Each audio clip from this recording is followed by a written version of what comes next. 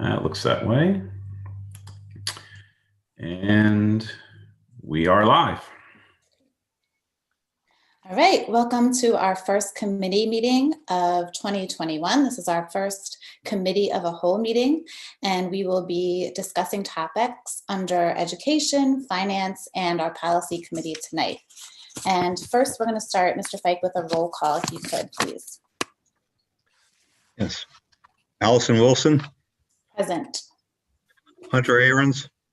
Present. John Fiddler. Here. Dr. Ann Herring. Present. Dr. David Hemberger. Here. Michael Trapina. He's not here at this time, but he should be joining us later. Okay. Dr. Sharon McClendon. Present. Ray Miller. Present. Michelle Stratton.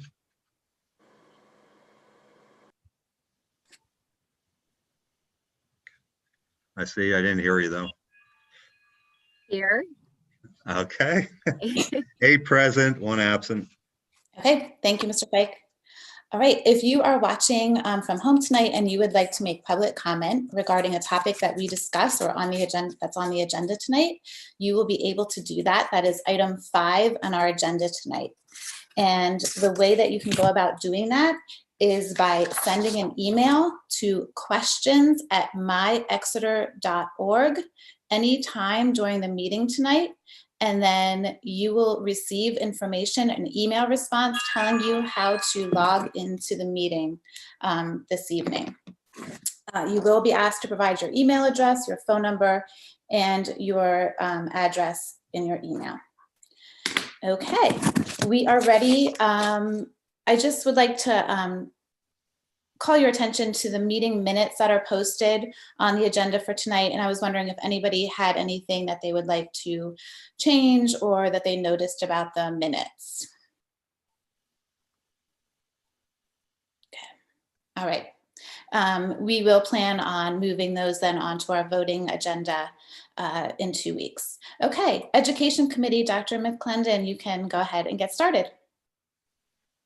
Okay, so good evening, everybody, and welcome to our first Education Committee meeting.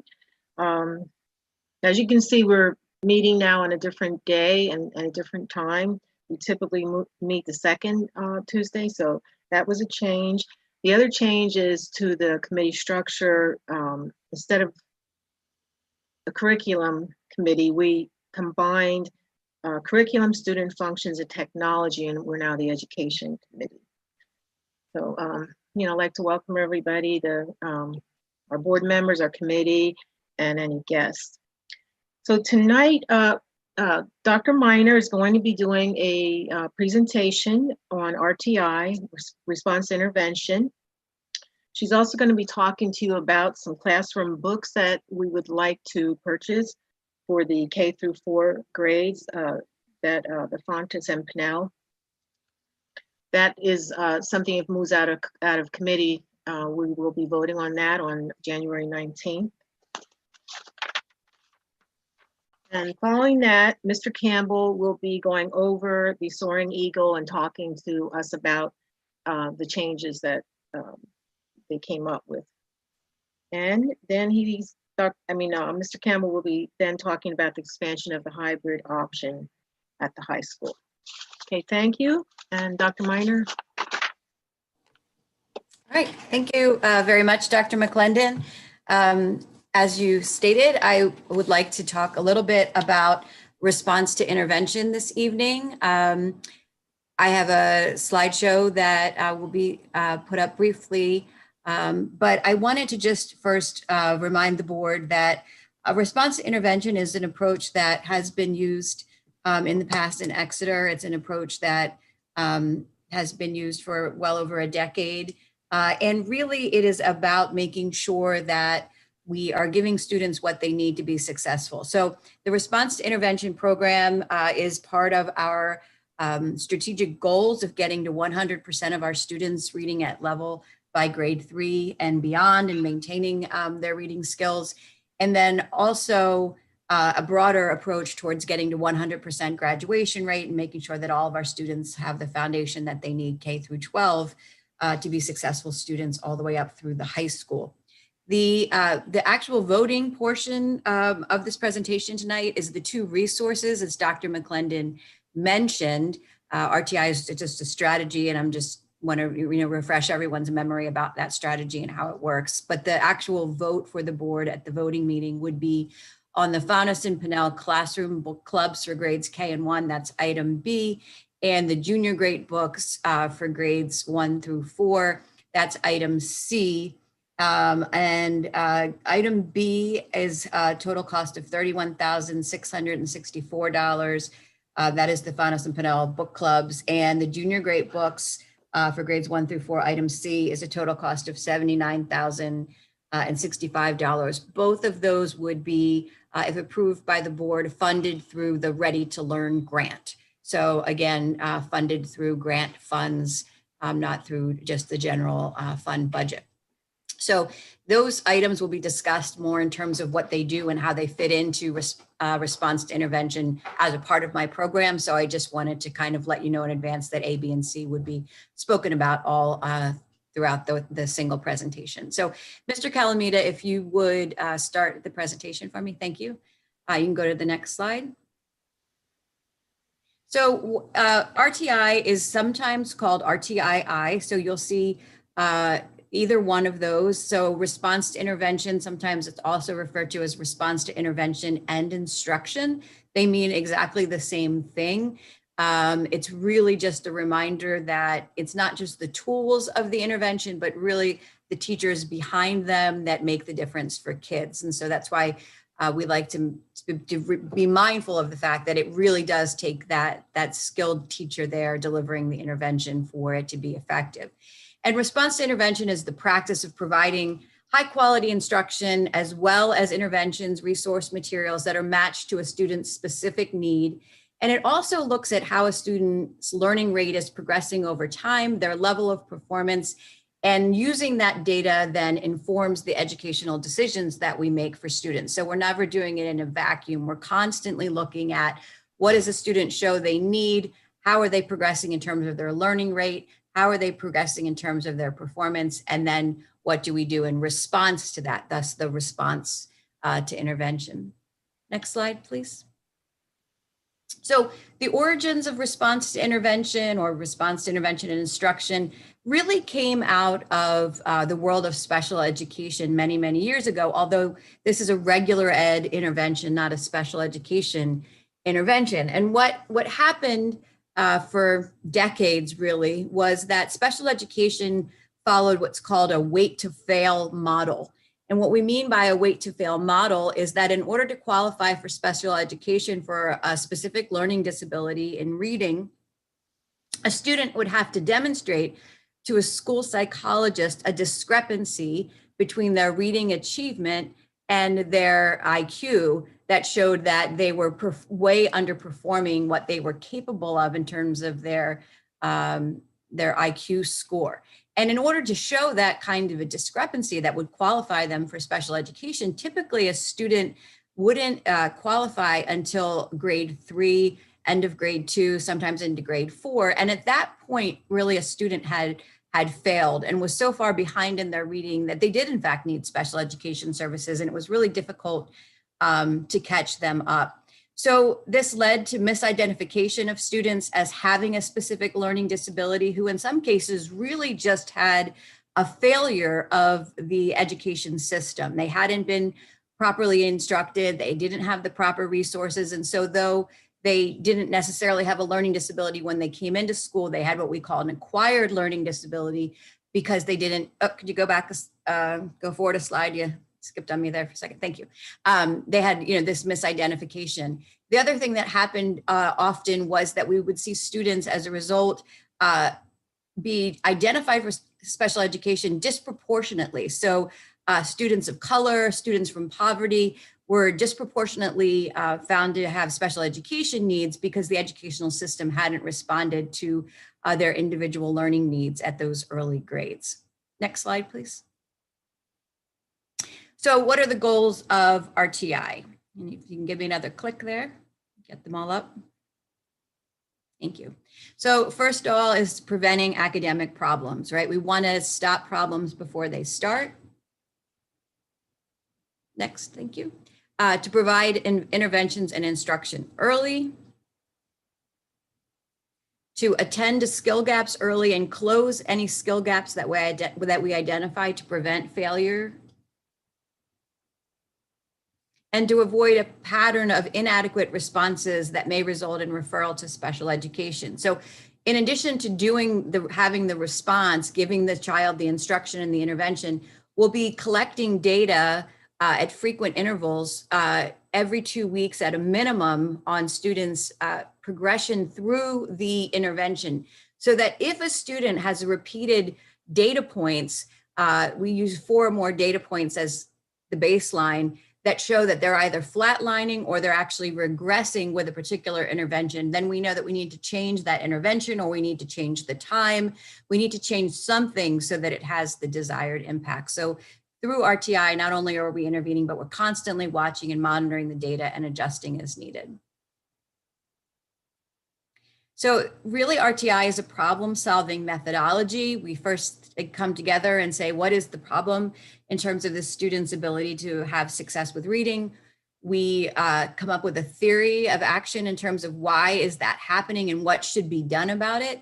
And then we implement that, and then we collect data and determine whether or not it's working, it in fact is having the desired effect, or if we need to make an adjustment to get it right for that student. Next slide. This is probably the most common thing that you'll see associated with response to intervention is this triangle. You'll often hear about it as the RTI Triangle. And basically this triangle says that broadly in any school community, you have approximately 80% of students who do not require an intervention. They read at grade level successfully with the core curriculum, with core instruction, and they're hitting the mark. Approximately 15% of students in any typical population needs an intervention. We call that a tier 2 intervention. They are typically within 1 year of reading performance, but they're falling behind. So they're right there on the bubble, and they're kids that we need to give extra attention to bring them up into that tier 1 category of students who are reading at grade level. And then the top of the triangle, that 5% of students, are those students who need what we call a tertiary intervention or a tier 3 intervention. It's those students who need really small group specialized instruction from a reading specialist, a really specialized intervention, because they have intensive needs. And they're the students who are most in danger of being identified for special education if the intervention doesn't work. And that may fail because the intervention needs to be changed, but if consistently over time the intervention is applied, the student isn't making progress, then ultimately the team refers that student for special education evaluation to determine if in fact there is an underlying specific learning disability for that student. Next slide, please. So just to give you an idea of what progress monitoring looks like through an RTI process, we have a program within the district called STAR. It's a computer adaptive assessment. Those of you who have elementary age students, they have taken that this year, in fact. That sets a baseline score, and then it plots an aim line score based on where a student should be by the end of a particular period that's plugged into the system, the end of a grade level, the end of a semester, et cetera. And that aim line then is our goal to get a student from where they are at the first assessment to where they need to be at grade level by the end of the period. And then each time we give them a reading assessment, that data is then plotted, and we look to see if that student is in fact having the desired response to our intervention. So in this particular graphic, in that purpley pink color at the top, you can see that student, in this case, it says the class average. Actually, the class average is exceeding the aim line. Students as a whole are doing better than the aim line would say they needed to do to hit grade level. But this student, in this case, Kia, is not. She is just not responding. And so, the team would need to look at either continuing to change your intervention or ultimately, if she continues to not be successful meeting the aim line, to look at the potential that she may need more intense intervention or ultimately a special education identification. And it talks in there about that rule of 4 in terms of 4 data points. It's fine. You don't have to go back. Thank you. So in terms of what are the resources that a school district needs to effectively implement RTI, and these are really, really critical. Lots of schools have RTI programs and they don't have the desired effect because they don't fully invest in all of these areas. So the first investment that a district has to make is in time. So what we'll be ultimately working through with the elementary team, the teachers, the principals, the intervention specialists, is a revised elementary schedule that devotes time specifically to RTI. And that would be a 30-minute period of time. That 30 minutes of RTI time would be in addition to the 120 minutes in our ELA block currently that allows for our entirety of our balanced literacy program. So we would not be subtracting, we would be adding to our current literacy work. And then in the K-2 level, we also have 30 minutes beyond that for foundation. So the key there is really to build really effective and efficient schedules that maximize our use of time so that we can do that. One of the critical errors that schools sometimes make is they pull students out of the core ELA block to give them an intervention. And so then those students are missing what their peers are getting in order to get their intervention. And ultimately that puts them even further behind. So one of the things that's really critical and what you're going to hear me talk about with the resources today is that when school districts focus primarily on those tier 2 and tier 3 students, that 15% who are right at the bubble about a year behind, and that 5% who are more than a year behind, and they invest in resources and they don't invest in time as a whole, either again, those kids miss out, or the other 80% of students during RTI time don't have something meaningful to continue to drive their progress. And so what we're going to talk about is what do you do and what resources do you use for all students so that everybody is using this time to grow wherever they are on the spectrum. So I'll talk about those resources in just a minute, but first, staff, this is really an all hands on deck approach. So we would be using all of the grade level teachers, the interventionists, the reading specialists, the intervention specialists, special education teachers. There could be times when we're even using special area teachers such as librarians to help support this effort. It really is about making sure that students have the staff student ratio that they need. And the other thing that's critical about how we pair staff to the students who have a reading need is the staff members who have the greatest level of expertise work with the students who have the greatest level of need. So historically, we used a lot of paraprofessionals to help students who had reading needs. We're going to really flip that and make sure that our students who have the greatest reading needs are working with not only teachers who have an elementary certification, but teachers who also have a reading specialist certification, who also have a special education certification. So our most highly trained experts in the area of reading.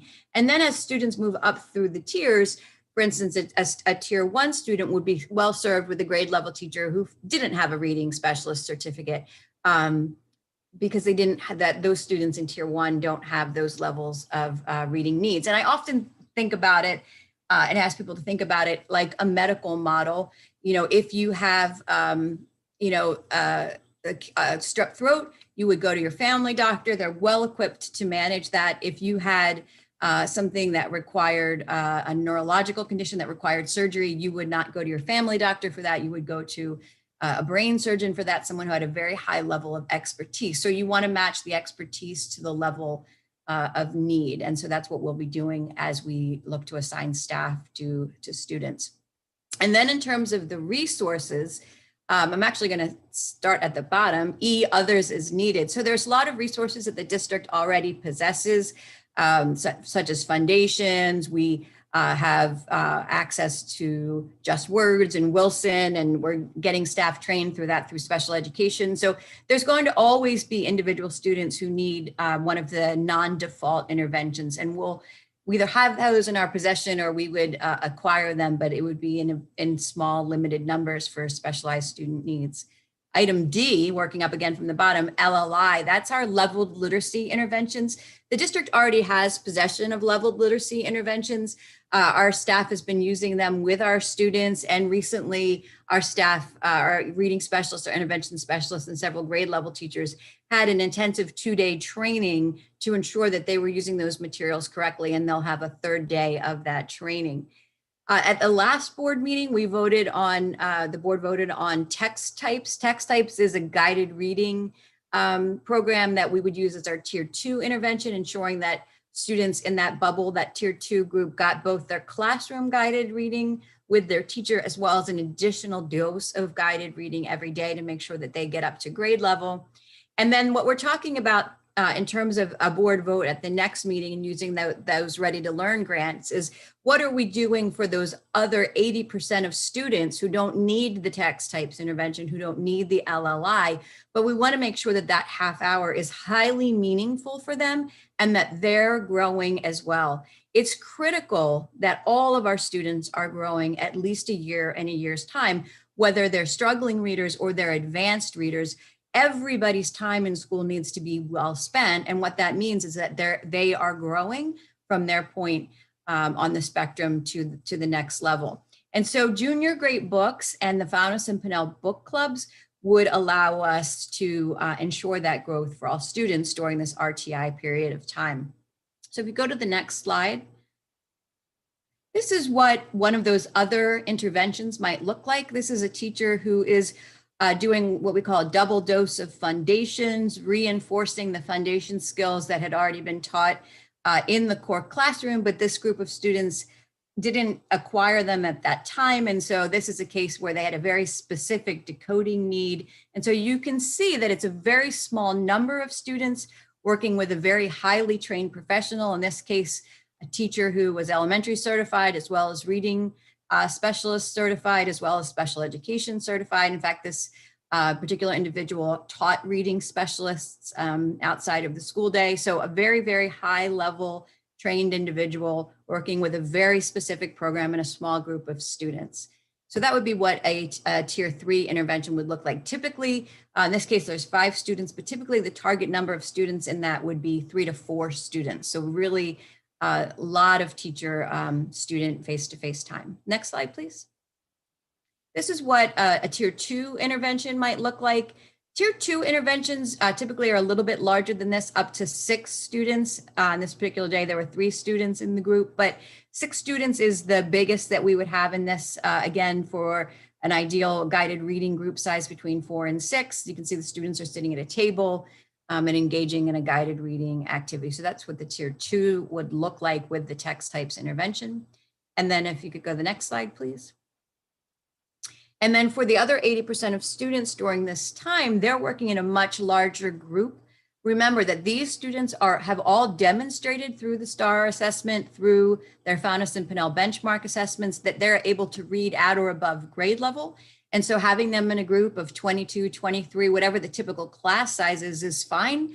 They're good to go. But what they're doing in this particular picture is their teacher is using junior grade books. They're using it as a class. And junior grade books is a shared inquiry discussion program where students use pieces of great works of fiction as well as nonfiction. So they read the original version of Cinderella, for instance. The teacher in the early grades reads it aloud. As students are older, the teacher still reads it aloud. Then the students listen to reading, they mark up the text. But ultimately, the goal is that students learn to engage one another in questions and deep thinking, critical thinking about the text through reading, writing, and listening and speaking.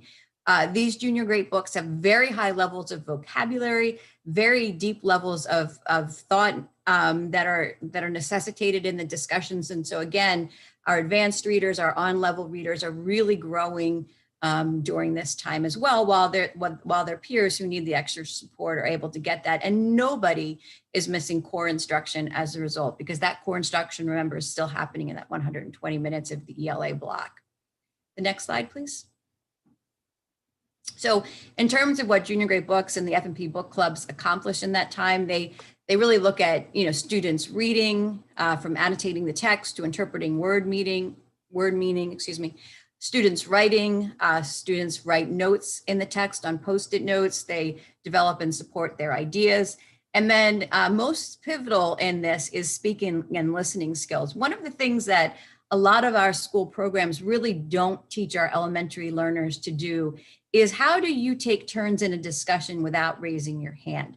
How do you engage others in questions? How do you share with someone that you disagree with their idea, but not them as a person? So we learn to say, Michelle, I disagree with your idea. I think X, but we can do that without being disagreeable or without saying to Michelle, you're a bad person or you're not smart or you're like, we learn that it's about ideas and that we're all, friends and peers and that, we help each other in our thinking and that we use textual evidence to explain and support our ideas. So I might say if Michelle says, I think, Hugo felt sad in the story because on page 38, he said, I cried in my soup. And I might say, well, Michelle, I think he was exaggerating then because on page 35, he said, X. And so it's really bringing that whole piece of reading and writing together with that speaking and listening and how do we engage other people in ideas and thoughts and have that critical thinking that ultimately is what we all do. We do in board meetings, we do in the world of work, is we take what we process through reading and writing, but we get that out to one another through speaking and listening and having critical reading, writing, thinking skills. Next slide, please.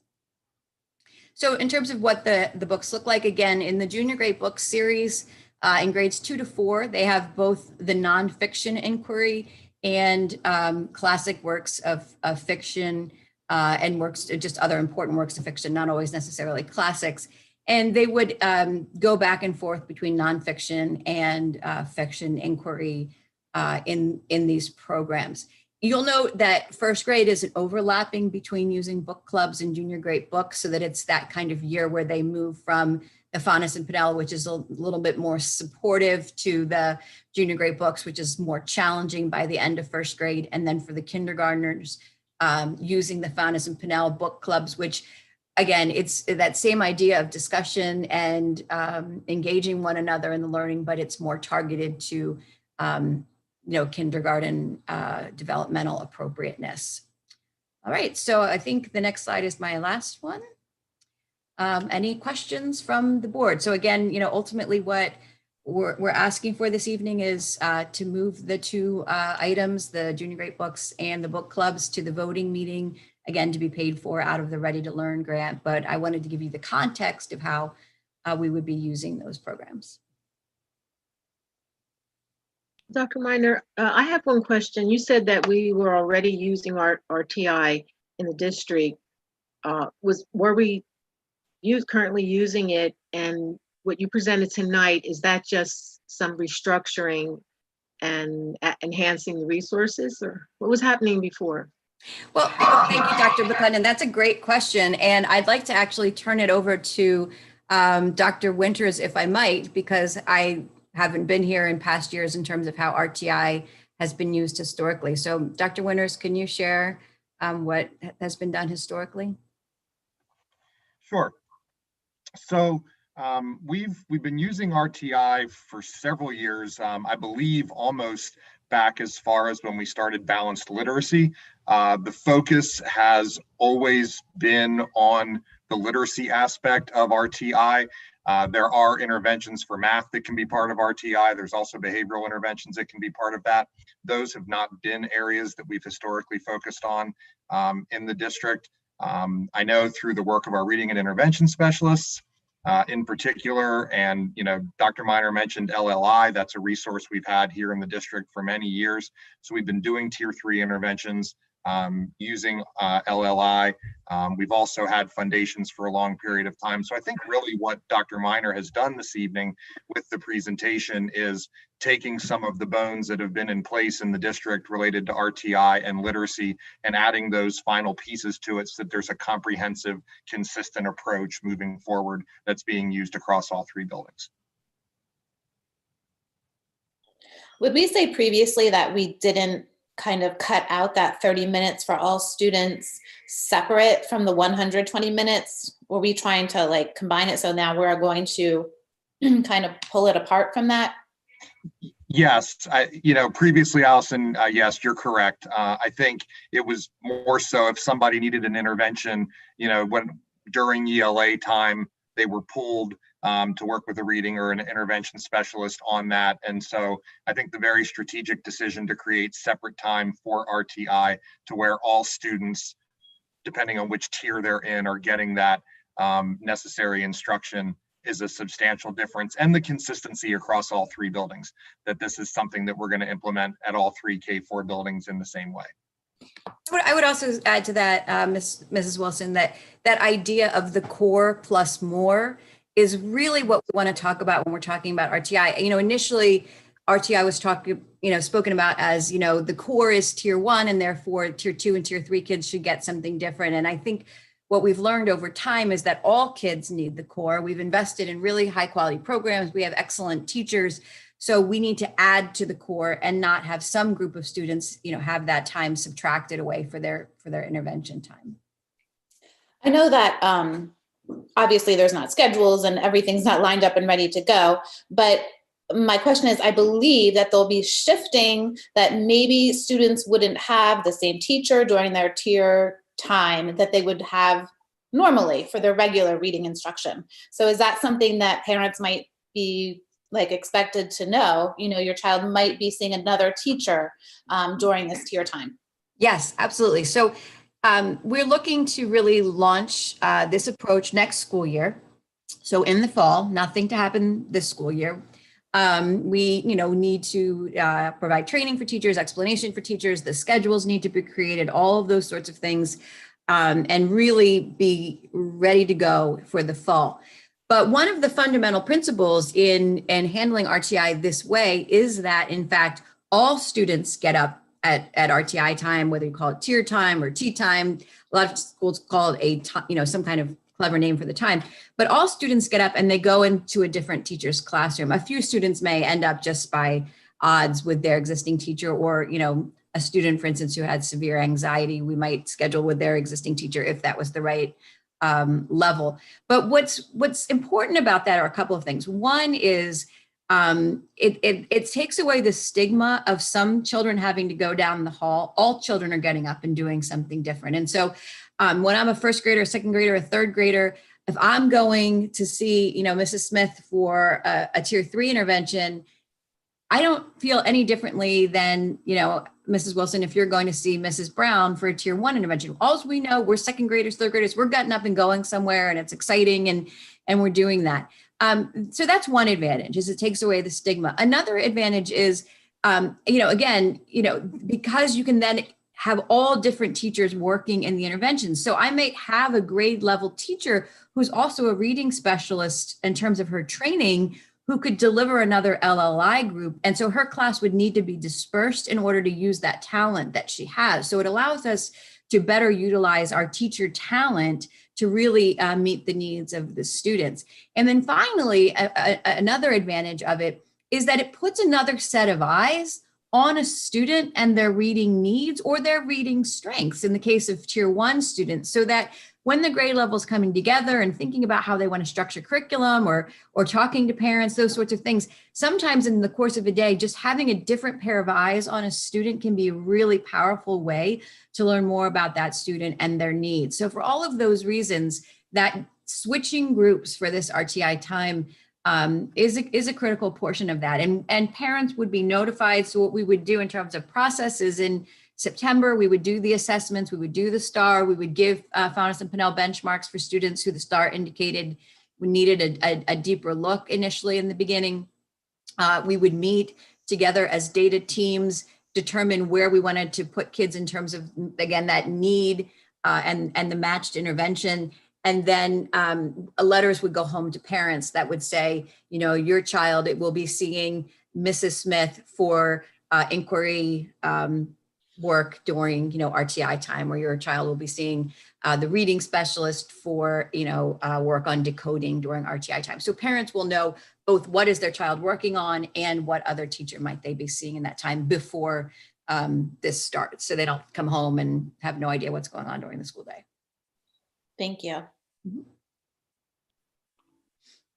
Dr. Minor, what happens, kids are very curious by nature. What happens when the kids start talking after reading time and they start comparing notes about what books they're reading? I know you talked about the avoidance of any kind of stigmas. And when I was at Exeter, we were a stigma magnet. We had sections. I know kids who are they're still angry about it. I was in the college prep.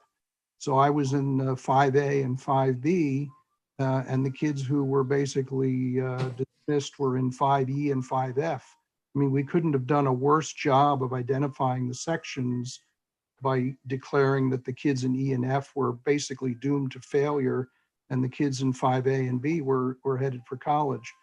But what do we do when those kids start asking each other questions? What book are you reading? Well, what book are you reading? And a kid who is not yet reading one of the more advanced books says, well, I want to read what Jimmy is reading. How are we going to deal with that? So it's a great point, Mr. Fiddler. I mean, first of all, I've spent most of my time in schools working in K-5 buildings. And of course, we have K-4 buildings. Typically, what we've seen is that 5th grade is when the consciousness of, I'm doing something different than my peers really starts, and that 5th grade is a more difficult grade. So in terms of doing it K-4, I'm not particularly concerned about that. The other thing that we're experiencing right now is that our students, through Fountas and Pinnell classrooms, through the investments we've made in the 120-minute literacy block, they're reading so many books in the course of a day. They're being exposed to so many texts that this idea of what book are you reading, what book, it's almost meaningless to them, because everybody's reading books. It's just different titles, and they don't have any sense as a 3rd grader. It's not as though kids in the junior grade books are reading Harry Potter or something that everybody knows is a big, book, and the kids in LLI are reading, an Arthur book or something like that. They're all reading titles that don't have that kind of meaning in terms of external. They know one is a big book and one is a small book. So in the RTI model, there really isn't that sense of, who's reading what, and that there's a differentiation there because everybody's reading something new. But what I love about RTI, and what I think is so very, very important, is I'm very concerned about tracking of kids and, stigmatizing kids in terms of, you're not an honors kid, you're not and so sometimes people think that RTI is that tracking, is what you described as the 5E, the 5F. It used to be you're in the bluebirds and you're in the crows and the kids in the crows. What is great about RTI is by intervening for kids at these very, very early ages, right when the important foundation work is being done, is you can head off so much of that tracking later, not just the special education identification, but really head off for so many students, them ever becoming struggling readers, ever becoming locked into a low level track. So by doing this now, by switching it up and giving kids what they need at these very, very young ages, part of the goal long term is that they are really able to fully embrace and take part in what you'll hear Mr. Campbell talk about later in the presentation, honors classes and AP classes, because at those critical pivotal grades in K1, 2, 3, we really threw the kitchen sink at them in terms of getting everybody up to speed and proficiency. So I think that's one of the actual beauties of this model is we get right in there, and whatever you came to us with, we level that playing field so that as you progress through your school career, you have a much more equal opportunity to enjoy college preparatory classes, if that's the path that you desire to take. Right. Thank you. I have a follow-up, if I may. What is driving this this new approach? I think that's what you called it.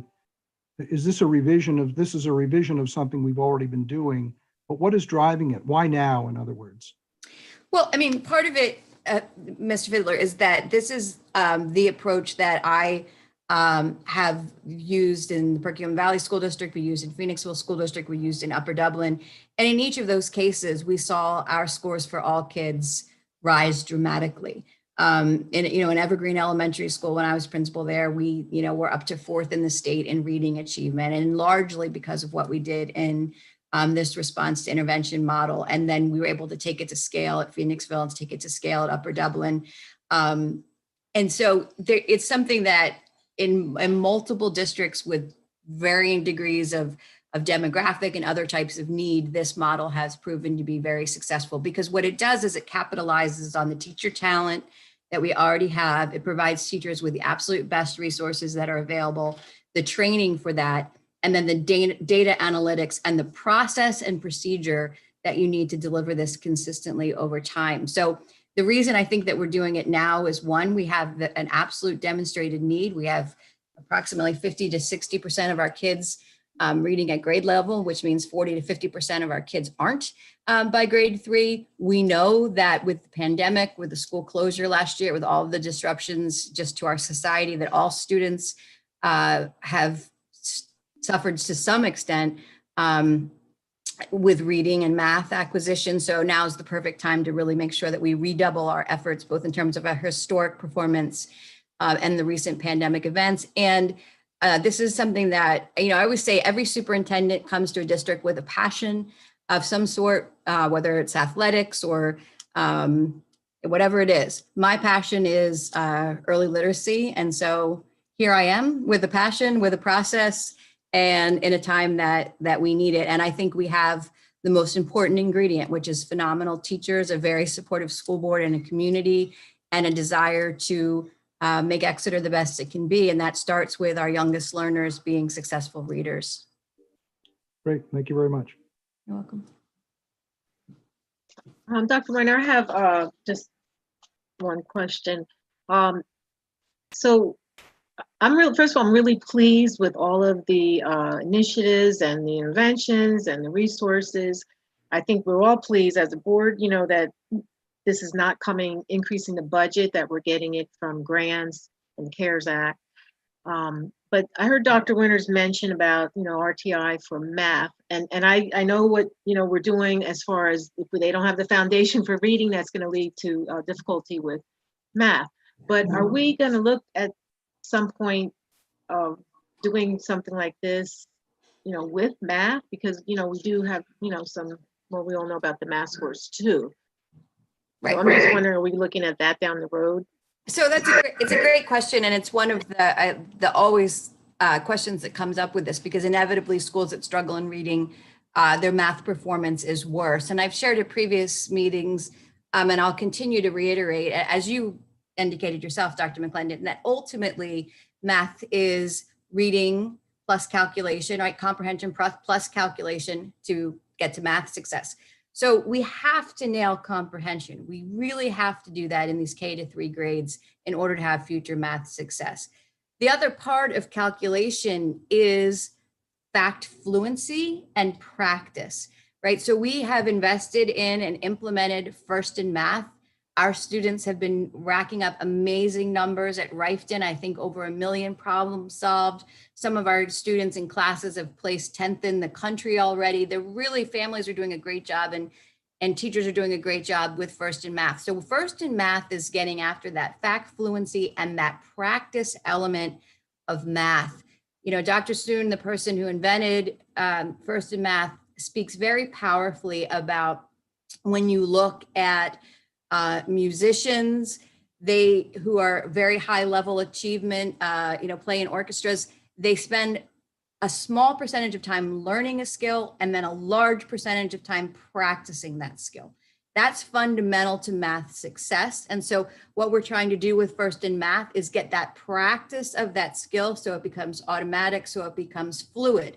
We're doing that while we're working on the reading comprehension. Ultimately, I see us then, as we have that really strong base, using those grades that we have in Riften in the junior high, 5, 6, and 7, to say, where are the discrete skill gaps in math? Because math is much more about discrete skill gaps. I didn't learn base 10. I didn't learn fractions. And being able to tease those out from underlying comprehensions or fact fluency problems, because we've taken these steps in the elementary grades, we'll be able then in grades 5, 6, 7 to target students who have specific skill gaps, close those gaps in math, and then ultimately, have students who have greater success. So it's part of a long-term vision and planning process, is getting the reading pieces nailed down. This is actually the final piece of the puzzle for next school year in terms of budget items around RTI in particular and intervention, that first in math. So math is a huge driver in why we're doing the things that we're doing. It's not obvious necessarily because it seems like it's just reading, but it really is part of a comprehensive approach. More question, if I may. I was glad to see on one of your slides about the importance of understanding the problem. How are you going to make sure that all the teachers and interventionists and specialists and parents, how are you going to make sure that people do understand the problem and treat the problem instead of treating the the symptom, which is often, in my background in the corporate world, you too often go after the symptom of the problem, and then you cure the symptom, but then the problem remains. How are you going to distinguish the two and make sure that we are addressing the problem? Well, that's where our assessments are critical. And so we have, again, in our possession, 2 really top-notch assessments of reading difficulties. One being that STAR computer adaptive assessment that allows us to assess in both reading and math discrete skill issues. And then the Faunus and Pinnell benchmark assessment, which allows teachers to diagnose and reading specialists specific issues with reading, everything from whether it's a problem of fluency, which includes phrasing and rate of reading, whether it's a problem of decoding. So that's, saying, phonics and phonemic awareness, the proper sounds with the proper letters. Those assessments really allow teams of teachers, along with the guidance of a reading specialist, to dig into what is the underlying problem. And they do that through error analysis. So for instance, when they're taking a running record or doing a Faunus and Pinnell benchmark, they're listening to a student read and they're making notes about the type of errors. And they're making notes about, is this an error that changed the meaning? Is this an error that didn't change the meaning? So if a child says mom instead of mama, it meant the same thing. So from a comprehension standpoint, they knew contextually that it was someone's mother, but they didn't pronounce M-O-M, mom, they said mama instead. So they're looking at all of those pieces together and saying, okay, this is indicative of this type of problem. And so then this type of resource and teacher focus and attention with this type of intervention will help us get after that. And then, like I said, reassessing frequently for our struggling kids to make sure that in fact we're seeing that pattern of errors change over time. So the answer is really by using diagnostic assessments effectively and taking a team approach to thinking through, what they're seeing a student's reading behaviors, and then seeing that change over time with the intervention. Great, thank you very much. Dr. Miner, if I could just add to that very briefly, I think the other thing too is that as we talk to our teachers at the elementary level, the thing that we recognize very quickly is that, they definitely see the urgency. They want the reading scores to improve just as much as all the rest of us do. And so when we talk about getting them the best resources, having consistency across all 3 buildings, having a framework that's followed with, fidelity, those are the kinds of things that, they're looking for, that, they recognize that the problem exists. They're working exceptionally hard. They've been having instructional planning meetings for years. They've been looking at data. And so now that we're putting, the best resources in their hands, giving them consistency across buildings and having a framework that can be followed by all, I think that creates even more enthusiasm. So I think a lot of that urgency is there already. I think our teachers are, ready for it, and they're excited for what the future holds. Thanks, Dr. Winters. Actually, the first time I've heard that the teachers share in the urgency. So that's good to hear. Thank you. You're welcome.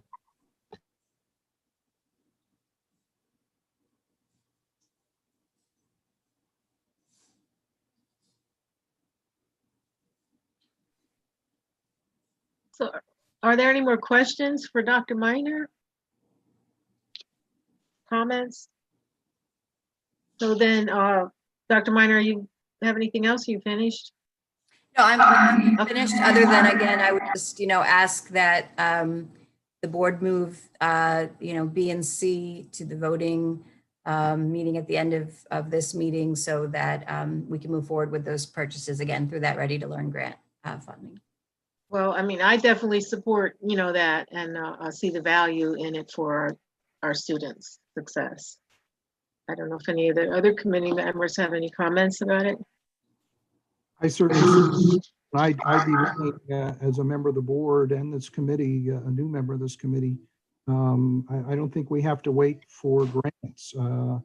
I would be willing to see us spend our money on these programs too. Certainly the grants are great. I'm not disparaging those, but improving our kids' ability to learn and to give them what they need to be successful. I can't think of a more important goal for all of us at this meeting and for the public at large, for the community. So I certainly support spending this money, but Dr. Minor, if you and your team come to us and ask for more money so that our kids can do even better, I'll be listening with both ears. Thank you. Okay, Mr. Campbell, are you ready to present on the Soaring Eagle changes? Yes, Dr. Okay. Okay. All right. Thank you, Dr. McClendon. Mr. Calamita, could you put the changes doc up?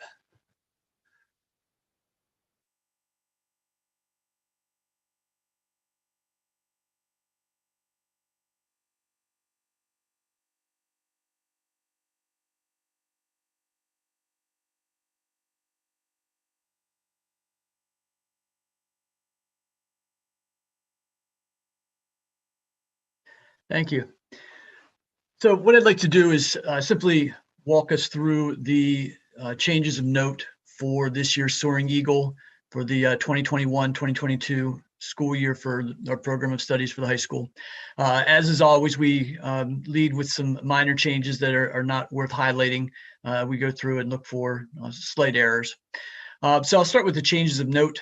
The graduation requirements were updated to reflect the recently adopted local requirements.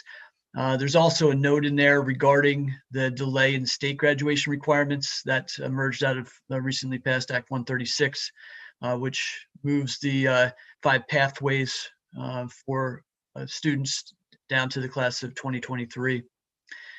The course offerings in the master schedule, this was added. It's a standing practice that we have analyze the subscriptions to courses and making sure that we're not running courses that have unusually small numbers of students. But we did want to include that this year to make sure that students understand some of the purposes behind any of those decisions to not run a course if we were to need to do so. In a nod to our emphasis on equity, we've removed materials fees from our courses that had them. We did have some of our lab classes that had fees that helped offset some of the costs for the consumable items that students used, such as ingredients and cooking classes, photography paper, some of the supplies in art classes. So we believe that students need to be participating in those classes regardless of their own financial circumstances. We want to make sure they can access that curriculum. So we will be paying for that out of the school budget. The next really was a revision of some language that was in there having to do with credit recovery. We have changed, or in the process of changing, our credit recovery to make that a little more accessible to students and available during the year so that students can get into that more promptly.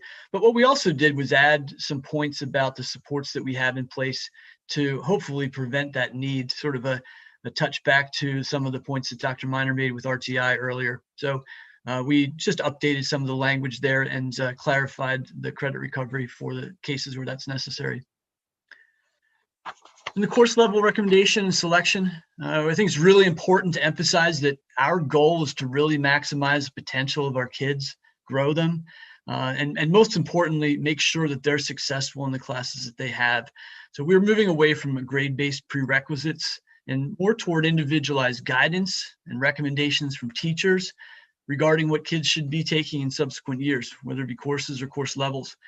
We do check in with them multiple times throughout the spring, both teachers and counselors, to review their selections and really try to put those in the proper context, whether it be from the subject area and the students' interest in performance there to a more holistic look, which is what the counselors are going to be doing as they try to assess and refine students' post-secondary plans. The honors, advanced placement, and dual enrollment courses. We've made some changes to the transcription and the weighting in those. So in terms of AP, we want to differentiate these because we want to be clear in how we're communicating what these courses represent on transcript. So the AP courses are courses where students are ultimately going to be taking an AP exam or eligible to take that. We will transcribe those as AP, such as AP chemistry. And we will be giving a weighted course weight for those for students who take that exam and earn a 3 or higher, which is recognized as a passing score. And they would be weighted at 1.1. Students who earn less than that or choose not to take the test would be weighted to a standard honors level of 1.05. We recognize that test and preparation for that is a significant differentiation from other honors level courses. Dual enrollment through RAC, we have a pretty extensive program there, and that will be transcripted as RAC. So it's clear that that is a community college course, and students are eligible to earn community college credit for that. And that can be used as a variety of schools that they're enrolling in. They do have to pay for that at a very discounted rate. And students who will be enrolling in those will get honors level weight for those courses at 1.05. We made some changes to course names and offerings, and those are listed down here by department. I'll start with special education. We removed special education classes from the program of studies. It's a pretty common practice to not include those. Those are courses that students do not select, but are they're assigned to through IEP team. And so therefore, they're not something that students pick from in a program. We also changed the names of some courses, and I mentioned that here, although it's not in the program of studies, but it is reflected in Skyward and will be showing up on students' transcripts and schedules. We've made changes to those courses, changing them from learning support to foundations. And the reason for that is we want to make sure that we're not putting any identifying information on students' transcripts that would identify them as special education students. So it's more of a legal response. We also changed the structure and credit schedule for a Readings Foundations class that currently exists as a 2-credit course focused on reading skills.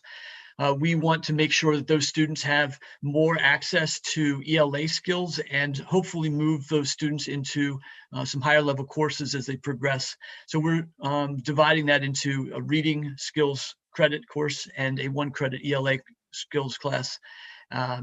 So students will get the same amount of instruction, but the emphasis will be slightly different. Our ESL program, as you know, has expanded, and we have added, we've taken our level 1 and level 2 course and adapted that so that students can earn English credit, which is important for them so that they have maximum flexibility in their schedule and are able to pursue electives and other things that students want to get in high school. So Ms. Arndt and Mrs. Devlin worked on completing that. And that course descriptions there, I included that there because that is not in the program of studies, but it really is an opportunity for level 1 and level 2 ELA students or ESL students to get English credit. Keep scrolling there, Mr. Calmeda. Thank you. In the math and science classes, we made a change to the accelerated and honors. They are very similar curricula, and the accelerated courses were really the prerequisite courses for AP Calc, AP Bio, and AP Chem. The similarities to honors allowed us to merge those, which is going to improve scheduling efficiency for students and should allow them to get into more classes throughout their schedule. And it should also give more exposure to students in those honors classes to perhaps pursue an AP track. The Tech Ed program, we've restored the IED, or Introduction to Engineering Design, which is the first level Project Lead the Way engineering course, back to honors level. That was designed to be honors level by Project Lead the Way. We implemented as honors level when we started that, but for reasons having to do with trying to capture some more students under several years ago, it was changed to an academic level. So now that we've changed the math requirements and that STEM class is no longer a substitute and no longer needs to be, we want to restore that back to the designated honors level course. The Phys Ed and Health Department, in response to some of the changes to the graduation requirements, we're following that philosophy of giving students more opportunities with electives. Now that there's some fewer requirements, we want to open up pathways for students to pursue fitness activities that are aligned with their interests, as well as health, study of health classes that may fit with longer term interests. So we are adding 2 fitness classes. One is an advanced or competitive PE, and also a lifetime fitness, which is more recreational. And then we're adding a health class, and an advanced health class. So that would, all 3 of those would follow our introductory health and fitness classes. But that advanced health class would ultimately lead towards certifications in first aid, CPR, and also be an introduction to sports medicine. Offsetting that, we've deleted the fitness 11-12 because that was prior the required health required fitness class, but we see these electives as filling that gap. The music department are also approaching some of their broader program with an intention to provide more instruction and build the musical skills of students and move some of the ensemble performances to more extracurricular opportunities. And that's in line with what many other schools do. And we do some of that already too, with the times that our ensemble groups meet after school and work. So it's a schedule neutral change here, but one of the first things we did was we're going to delete the guitar class. That has been consistently undersubscribed and is not an effective use of our teaching staff. And we're going to redeploy some of those resources to some instructional electives that will feed into the ensembles. Jazz band is going to be rebranded as Jazz Studies, fitting in line with that idea that during the school day we should be studying skills that can be used for those ensemble performances. We're going to scale that back to half a credit, which is not really a practical change because the students in there now have options between 1 and half credit. And the beauty of that music wing is that students are often migrating back and forth between the different teachers on an as-needed basis. Then we're going to add 3 electives that have to do with instruction. One is brass techniques, one is woodwind techniques, and the last is percussion techniques. And our goal would be to schedule those in a way that students would be able to have those match up in their schedules so that students who sometimes carry multiple instruments or would be able to sit in on an alternate session would be able to have more flexibility and choice in terms of the credit levels they would pursue, as well as flexibility if they needed to wrap that course with another alternating day class. Thank you. That's the summary of the changes. I'd be happy to take any questions. I don't have any questions, but I would like to say, Mr. Campbell, hearing you go through the list, it was a lot longer than in past years of changes.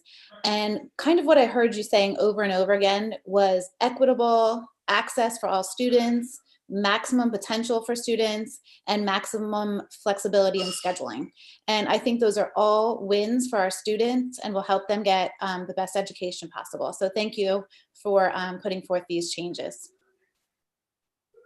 I'd also like to thank you. I can see that a lot of work, went into making the changes, and I would echo, what Mrs. Wilson said about this is all going to be beneficial and help our students to be successful. Being a member of the Equity Committee, I was really pleased to hear that these fees are going to be dropped from courses.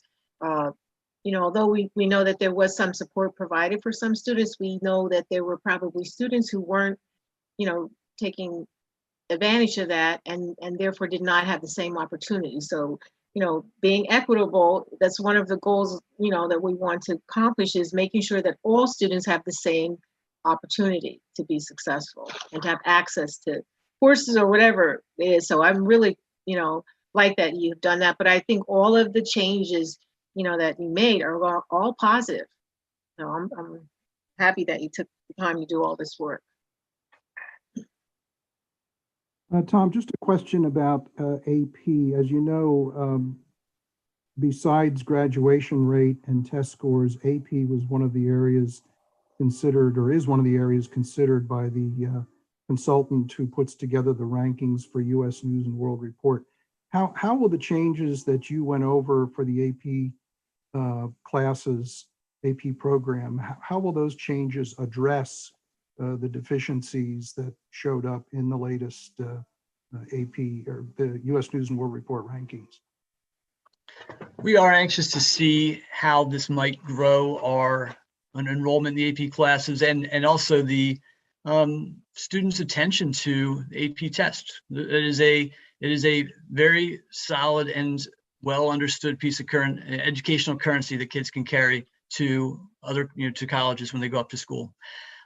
So we think that differentiating some of this so it's clear. I mean, the College Board is very clear about its curriculum, and RAC is also vetting their dual enrollment curriculums. And so we want to be clear about what students are taking, and where they overlap, that's fine. But we also want to be clear about where that credit's coming from. We also think that being clear about how this test and really emphasizing students taking the test is an important part of assessing what they've learned. I mean, quite personally, I think that it's always surprising to me that a student would pour hundreds of hours into learning and then not be willing to just close the deal and take a few more hours of a test. But that choice is made, and I certainly I can't force that on a student who won't do that. But I do want to encourage that, and I want them to see that the benefits for that curriculum and for that test are there for them. Great, thank you very much. Can I just add, I think, Mr. Fiddler, that, that U.S. News and World Report, I think a lot of people don't always understand that it's important in a couple of ways. One is it speaks to the rigor and challenge of a school. And two, it's probably the most well-known and most frequently used benchmark when people are deciding whether or not to move into a community, to live and establish residency. And so it ultimately impacts property values in the community as a whole, because it's a representation of how well the high school performs at large. So it is something that we're taking very seriously, because as you know, reading good to great, we believe that we're turning a flywheel here at Exeter towards ultimately taking our rightful place as one of the top tier districts in the state that other schools look to, rather than some doom loop of what chronic failure can lead to. I think by incentivizing just slightly, that 1.1 weight for kids getting the 3 or greater, it really does show that that part of an AP class is that exam. I think Mr. Campbell spoke well to the idea that you've invested so much time and energy. And I think one of the things, and Mr. Fiddler, this is a point that you frequently make, is that we need to listen to our students. And so I've talked to Mr. Campbell and Dr. Winters and Mr. Flam that, I think at some point, and later in the spring, maybe actually in the summer after this year's AP scores come out, to really look deeply into our data this year and previous years to see what the course change does, and to interview and talk to students about why they do or don't choose to take the AP exam, about why they do really invest and do their best to get a 3, or they just kind of, blow off the exam if they're doing that. I think that is a place where collecting data from just a standpoint of raw scores and participation rates, and quantitatively as well as the qualitative data of what really does incentivize our students and motivate them, and why do they see this as important or not important, so that we can really reflect what we're hearing from students in our process and procedures around AP, because it's not only important in their own individual lives, but it's important for the health of our school district that we maintain and increase our status as a rigorous district in high school. I'm glad to hear you say that. I've been on the board for 13 months and we have yet to have one student come to one of these meetings and talk to us and tell us how he or she feels about the district. If you remember, I'm old enough to remember Ed Koch, the mayor of New York, who used to walk around quite literally and just ask people, how am I doing? And I think we should ask that question more frequently of our students and let them come to a meeting once in a while and tell us how we're doing. Are we serving their needs? Are they going to meet their goals? Are they going to graduate on time? Are they going to be able to start the business they want to start? Are they going to be able to go to the college they want to go to? You're right. The written data, the test results are one source of that kind of information. But I would dearly love to hear directly from our students. I talk to them. Some students live right near me, and I talk to them all the time. Let's bring them to the meetings and hear from them in that context. This will be a rich source of student information in terms of helping us make decisions for the future. So it's on our to-do list as we proceed through the spring.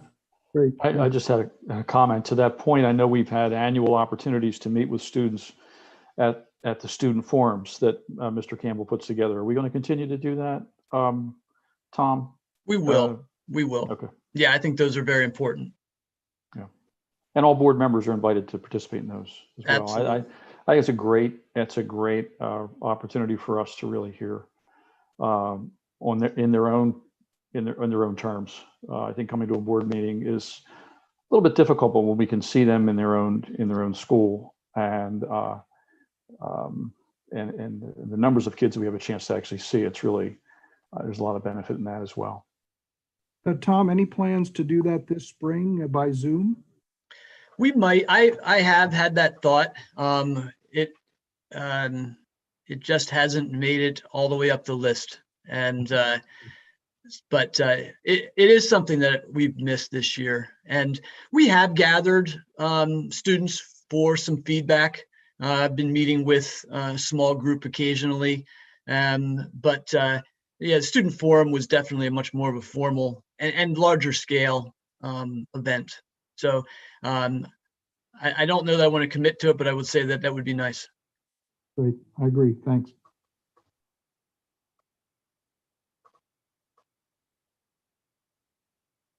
Okay.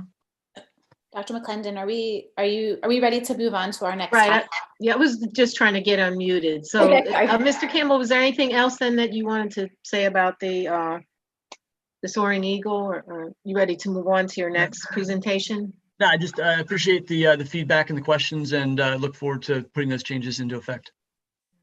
Thank you Okay. again for your hard work and everyone who helped you. Yeah. The last piece is informational. We've been under capacity at the high school in terms of the percentage of students who are attending blended.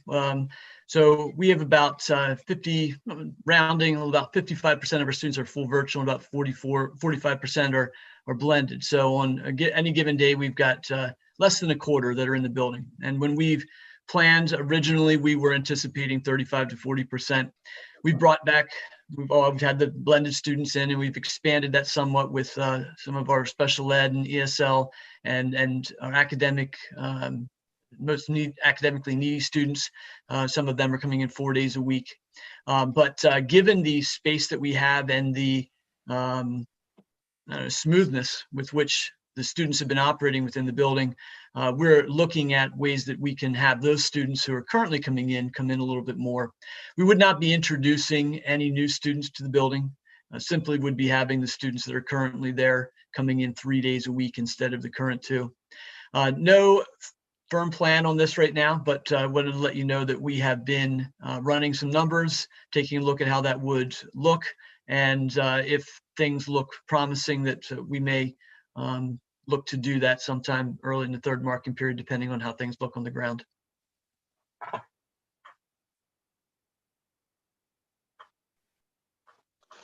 Okay, any questions, comments for Mr. Campbell? Dr. I Minor, anything just- else? Oh, go ahead. Go ahead, Dr. Hamburger. Yeah, I just had a question about that. I'm trying to understand how the 3-day would work. Would that be like on a 6-day cycle? Because aren't we splitting? It's a lot easier to see on paper. Honestly, it's one of those where I had it clear in my head and I wrote it down, and then I did it again and it turned out the same way. But the short version of it is we have kids coming in on Monday and Thursday. That's Group A.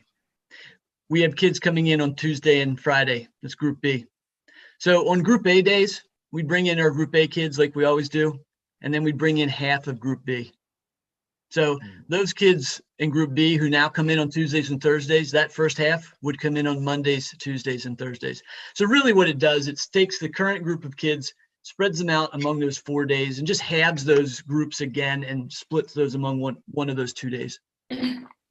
So you'll be increasing your student population a little bit. Well, but not- and I think yes, I think it's important to be clear about how we're saying that. We're not bringing students who are full virtual into the building, and we're not bringing students who aren't already in the building in. These are students who are already in the building, already coming in and out of our classrooms, walking our halls, sitting in our caf. They're just going to be coming in 3 days a week instead of 2.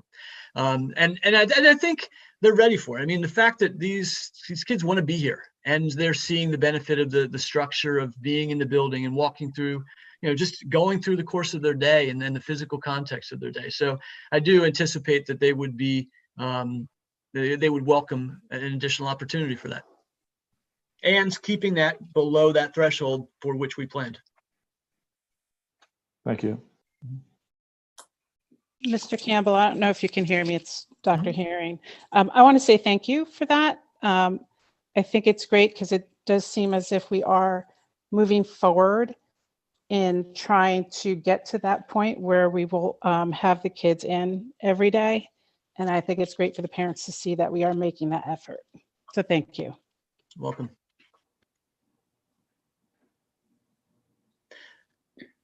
So, are there any other comments, questions before we conclude the education committee portion of the meeting?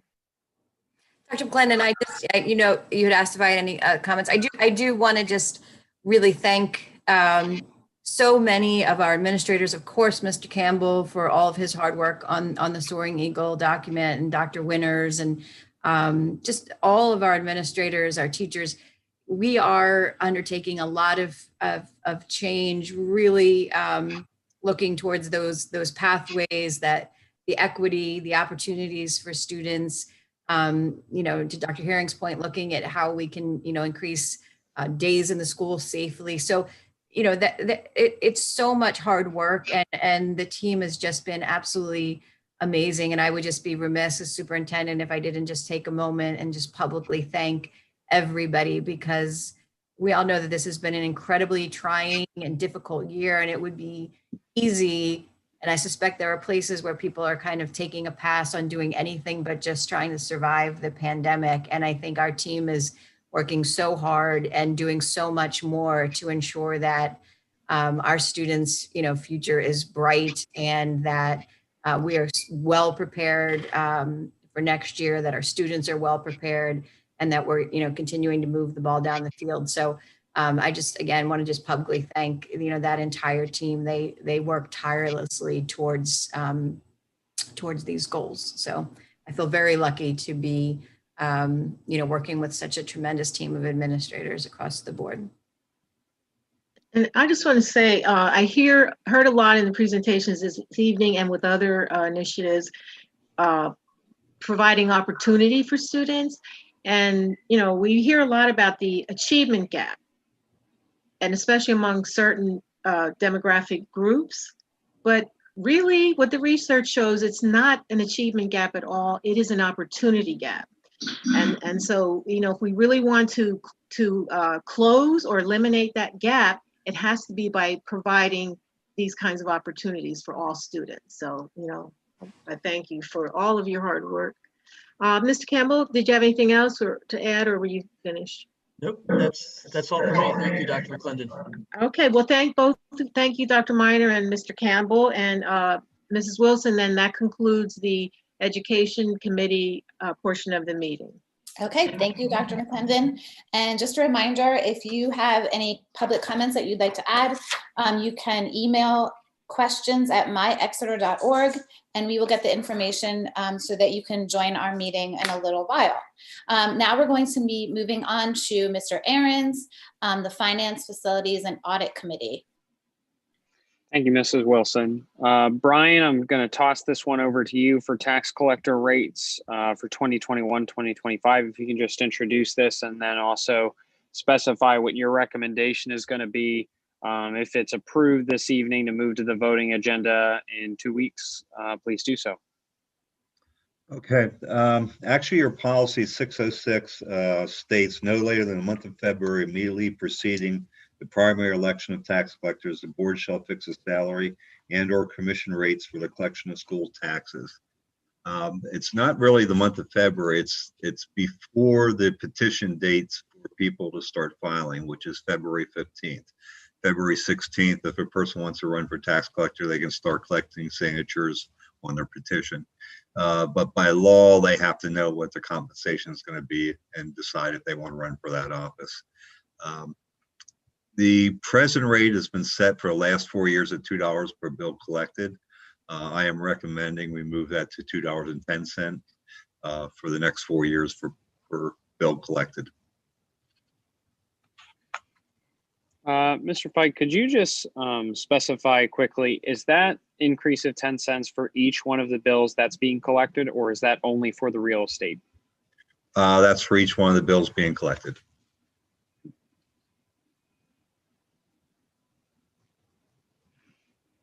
Is there any Yeah, go ahead. Go ahead. I'm sorry. I was just going to say, Mr. Fike, are you recommending that we would then place this on the voting meeting for February? No, I would recommend placing on the voting meeting for January because your voting meeting for February is after the 15th Okay. of February. And when I look back, in 2017, you actually had a special meeting on the 14th just to pass the tax collector compensation. I would not recommend. That's what I was looking at the calendar. I just wanted to make sure I got that right. Okay, thank you.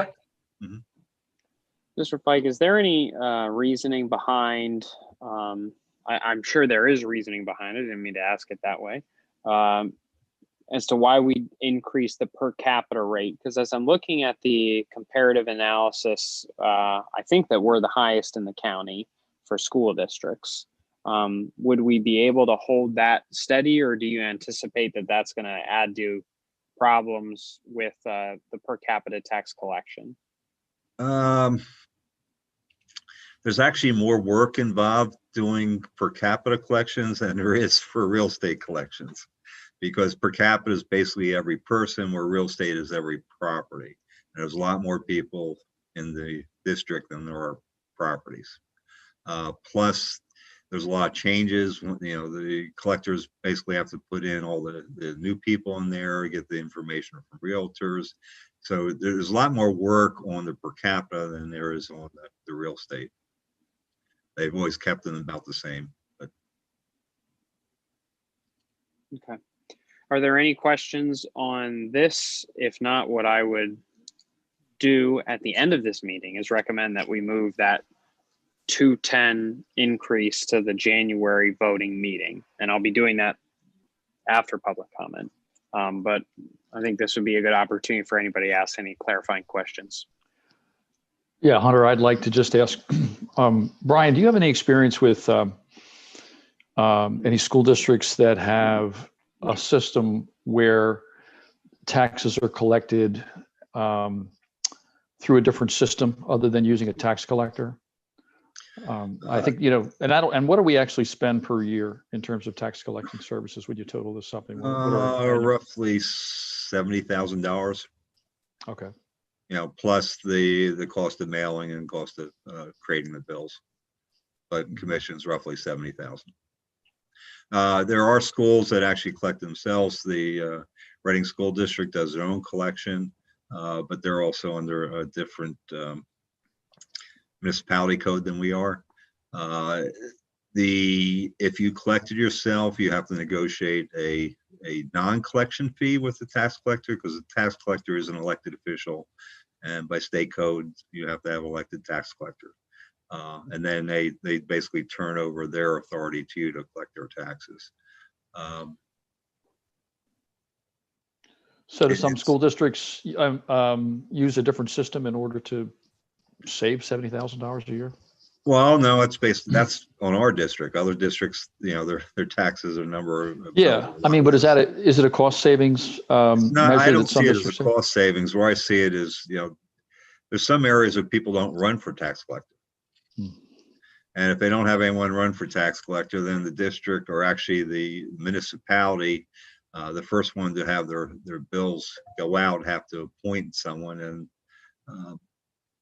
they might not get anyone to take it, so they'll hire someone to take care of the collections. So, I mean, if no one ran for tax collector this coming year, the two municipalities, they're the first bills that would go out. They would have the right to appoint someone or ask someone to be the tax collector. I notice I'm looking at the chart, and I'm just a little confused about Twin Valley, their status. I don't see anything in the real estate and per installment columns that they didn't answer the survey. Oh, they didn't answer the survey. Okay. Right. And Twin Valley is a little bit different. They're sort of like Boardtown. You have two different counties, so you have two different tax rates, and probably multiple tax collectors, for each county. Okay. So you're satisfied? Have you been satisfied? I mean, I know this is your first year going through this, but I mean, are you generally and your staff's generally satisfied with the services we're getting currently? Yes, I will say this: I have had less problem interaction with the tax collectors at this district than I have at other districts. They're on time and their reports are right. Good. And this arrangement will be for both St. Lawrence and for Exeter, correct? Correct. Now if you don't do anything, it automatically would stay the same rate. Yeah.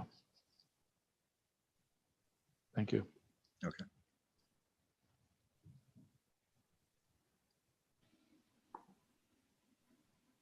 Any other questions?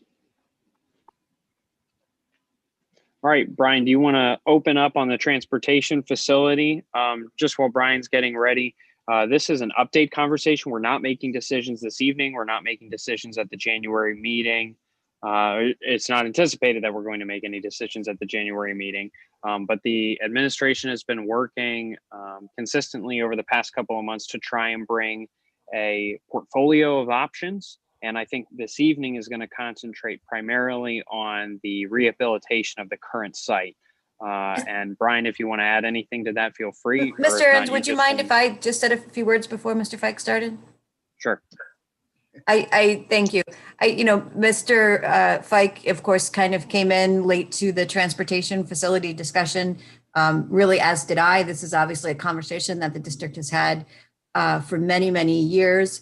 The district had established in a previous study the excellent transportation department that we have. We're very, very fortunate to have our transportation director and our assistant director, as well as a wonderful staff of bus drivers who transport our children safely. And I've gotten many comments from parents about the care and the conversation and the positive tone they've set for the day. And so we're really grateful for, those people who run our transportation facility. And we know how important getting our students to and from school safely is, as well as, the impact on the mood of students to have someone who's friendly and pleasant and shows care for them. So we really do thank all of them for their work.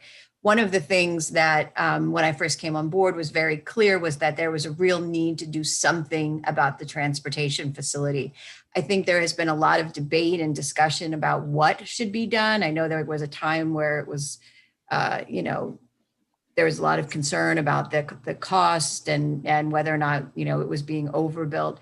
But I think, there has been very little debate, if any, about the need. That building is in a serious state of disrepair. It is truly crumbling as we speak. And I don't think there's any board member or any member of the community who's been in or around that building who would say otherwise. So I think we're at a point where, as an administrative team, and I believe you're at a point as a board, and if I'm misspeaking for you, please let me know, that there is no doubt that building, something must be done. And I think what I heard before Mr. Fike even joined our team was that while there was an agreement that something must be done, the fact that we only had one choice on the table, at a Watton, and there weren't other options or a portfolio, as Mr. Ahrens, described it, which I think is a nice description, so that board members could see pros and cons of different price points to do something about the facility really came out the last time that we, discussed the transportation facility at a board level meeting. And so, I've asked Mr. Fike to really take point as the business administrator on this conversation to really help the board see possible options, get a sense of different price points, get a sense of what the pros and cons of them would be, so that some decision can be made. I do think within the next year, over the course of 2021, it is imperative that the board take some action on that facility, whether that's a brand new facility at a Watton Creek, whether that's the option that Mr. Fike's going to present today, or whether it's some third or fourth option. We really need, as a district, to not kick this can any further down the road, because the can is crumbling. Something has to be done. So I'm hopeful that this evening, the start of 2021, with Mr. Fike's presentation, will spark that interest in the board again to get something voted on and begun before the end of the 2021 calendar year. So thanks for letting me say those few words, Mr. Ahrens, because I do think it sets some context for what Mr. Fike will be sharing with you this evening. So, as Dr. Miner said, I was tasked with looking at the facility. One of the first things I did when I came on board was tour the facility. Mr. Fiddler was with me at that time. He was on the finance committee. I think he'll agree that the roofs are in need of major repairs. They're leaking. 2/3 of the structure there are useless, basically storage for tires and some snow equipment, but you can't put a bus or van inside them. The parking lot is tight. Our gas pumps are way below code. They're right against the building. There's no fire suppression. They have a hard time getting parts for the gas pumps. The good thing is, and it sounds bad, but the tanks are in the ground, but they're fiberglass tanks. They're not rusted and they're not leaking. They probably won't. But the fueling facility should be moved. It shouldn't be against the building. If you keep it there, you can either put above ground tanks, or you can just move the gas tanks to somewhere else in a protected area that have ballards that people can't run into them, and pumps that have fire suppression. But when I was looking at this, I went through the files and I found a letter from March of 2019 from our architects from the zoning officer, which is Great Valley Consultants, to our architects, basically saying that if you rebuild that facility, not change the footprint, you wouldn't have to go through stormwater management. There might be some question on putting above ground tanks. That would have to go through the Department of Labor, because there are setbacks where the above ground tanks would have to go. And then I also found an estimate from AEM at that time to basically take the same footprint, tear it down, and just build up, which would give you 3 garages, a large office area slash bathroom slash staging area for the bus drivers. And that cost, including putting above ground tanks, was just under $1.5 million. The problem with doing that, and I'll say this right now, is we still have a parking problem there. If we would do something like that, my suggestion would be to move the vans to a different location. You would lose the vans on that spot. You'd also lose the employee parking for the vans, which would then make that facility amicable to not having to park out in the street anymore. You know, our employees are parking in the street during a normal year because there's not enough space in the facility. You would not be able to add a propane fueling station there. If you'd want to do something like that, you'd probably need to put it at a different facility. But it is a lot lower cost than building out a Watton. You know, looking at it, we do not have lifts. If we did expand it, basically the block structure would be the offices slash training facilities slash bathrooms or employee room, and where the wooden structure on the side would be, that would be raised to the height that we can add 3 garages and tire storage area. You know, one garage with the lift, another garage for working, and a third garage for, I'm not sure, whatever. It's not the most ideal answer, but it's an answer that, you know, I would not leave anything in those wooden structure right now. That roof is leaking. I think you're going to eventually have rot through the roof. I would not bother recoating that roof. I'm trying to think what you would call it. It looks like it was a horse buggy barn that was put sides on it. Yeah, just the way it's built. It has 2 peaks going in.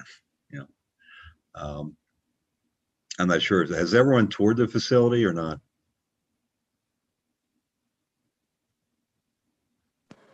Yes, I have.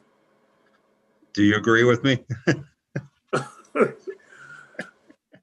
Yeah, it's in pretty bad shape. There's some areas that definitely need to be looked at. There's some structural things on the roof and things like that. So yeah, we did take a look at it, and it does need definitely some serious repairs. Right. So Doctor and I, Minor and myself, we had a long conversation with the zoning code enforcement officer from Exeter Township. Yes, he agreed with the letter that they sent back in 2019. What he would like is that we would just give a sketch plan submitted to them, you know, to make sure that if there's any issues, they could address them during that time. You know, he's worried. Let's see, it was, let me read what he said. As discussed, we'd like to see a sketch plan submitted if you plan to redevelop / construct a new building at 10 Kerr Road site. This allows for the township to comment and address any potential issues. There will likely be concerns regarding traffic circulation and stormwater on the site. And then he puts in there, our stormwater management ordinance does allow for exemptions based upon meeting certain criteria, which a land development plan would assist in providing. It's then also said the location near Ottawa would require zoning relief to be granted by the zoning hearing board. You know, either one is very minimum to start. Either one, if we ask for zoning relief at Ottawa or ask for land development at Kerr, would probably take 6 to 8 months. You know, it's something that's not going to be decided overnight, but you know, I think we need to start moving forward on one or both, and then make the decision when they come back with their answers. Mr. Fike, has there been any serious other proposals that would meet our needs outside of these 2 that you're talking about? I know that there's a last minute one that Dr. Hemberger had suggested to me that we're going to be able to talk about offline and then we'll see if that, pairs out anything, if that shows promise. But aside from these two, have there been any that the administration has seen? There's one that could be a possibility 2 years down the road. But that I think it's about the same cost when you're all done about as it would be at Owatin. And that's a public property that will be coming open, but I'd rather see that go to, my personal feelings, go to a taxable property than a tax exempt property. I'm not sure Dr. Minor wants to add anything on that one.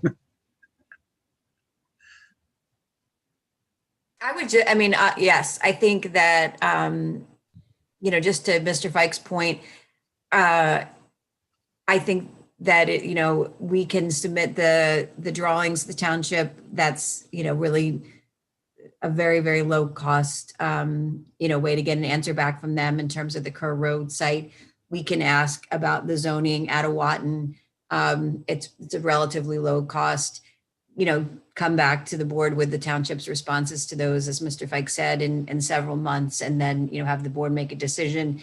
That property that Mr. Fike referenced potentially becoming available in 2 years, if the board would, decide that neither A nor B, Owatin or Kerr Road were in fact where they wanted to go, then again, we have to do something.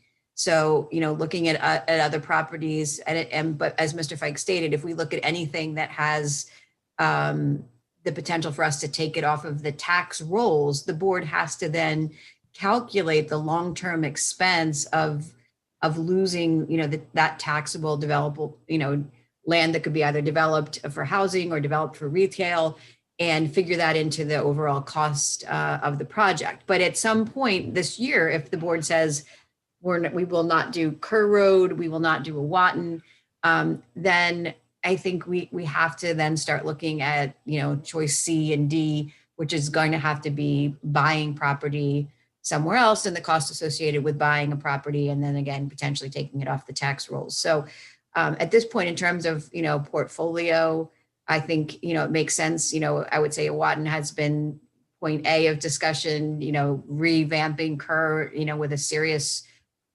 tearing down of the building and rebuilding is B. I think they're immediately most viable. But again, if the board hears back from the township on those and doesn't want to do them, or the board doesn't even want to pursue it with the township, then we have to keep coming back to you with C, D, E, F, G, because something has to be done. And the Kerr Road property, I don't see them having any objections. They asked about traffic, but nothing's changing there. And in fact, if we move the vans, there'd be less traffic.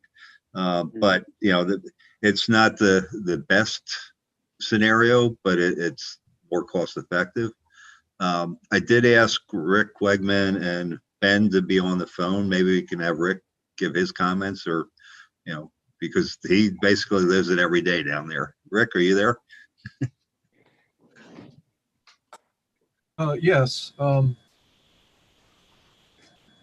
agree. Something Owatin would be A.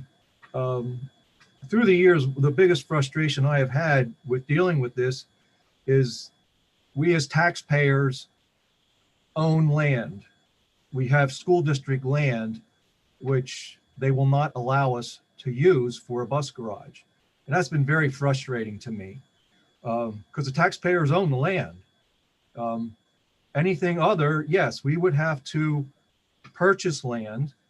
The only land that I know of that is zoned for like a bus garage property is all the way down in the end of Baumstown. And many years ago, we looked at something off of Fairview Chapel Road, which wasn't quite as far, but when we actually calculated the extra deadhead mileage from getting to that end of the township to our schools, which are all at this end of the township, and the extra driver time, we stopped right then and there, because it was just added expense for no return. I definitely agree we have to do something. If we go with Plan B, do something at Kerr Road and move the vans. We will need more personnel because just having to chase after the vans at a different location, anytime it snows, having to move to a different location just to clear those vans off, will take more personnel. But you know, if Ben has any more, you know, he can add.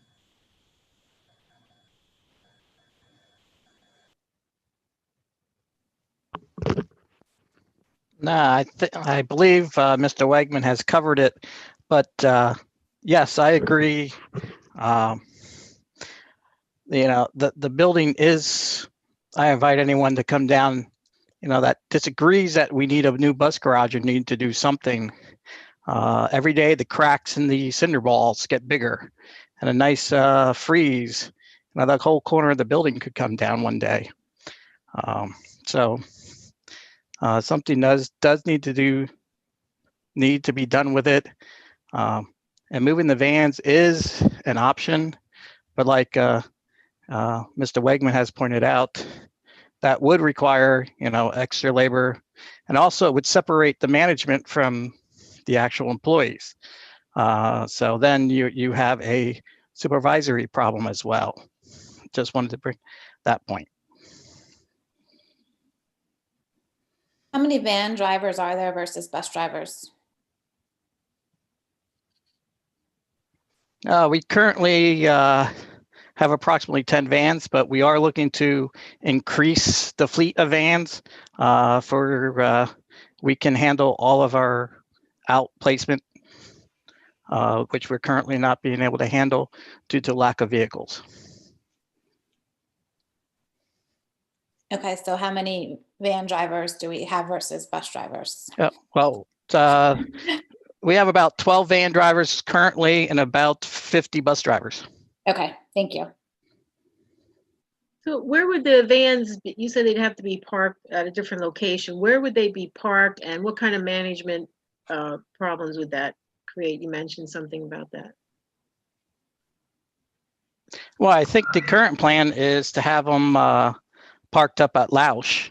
I think that was the option. But every morning, just say like you know, I get calls. The vans do a lot of special needs outplacements, and I get calls from parents about students that aren't riding, you know, or you get a medical plan, you know, to discuss with the drivers. The drivers wouldn't be near the office. You know, you can't leave them notes on their keys, or you can't go to the vehicle and actually leave them a note.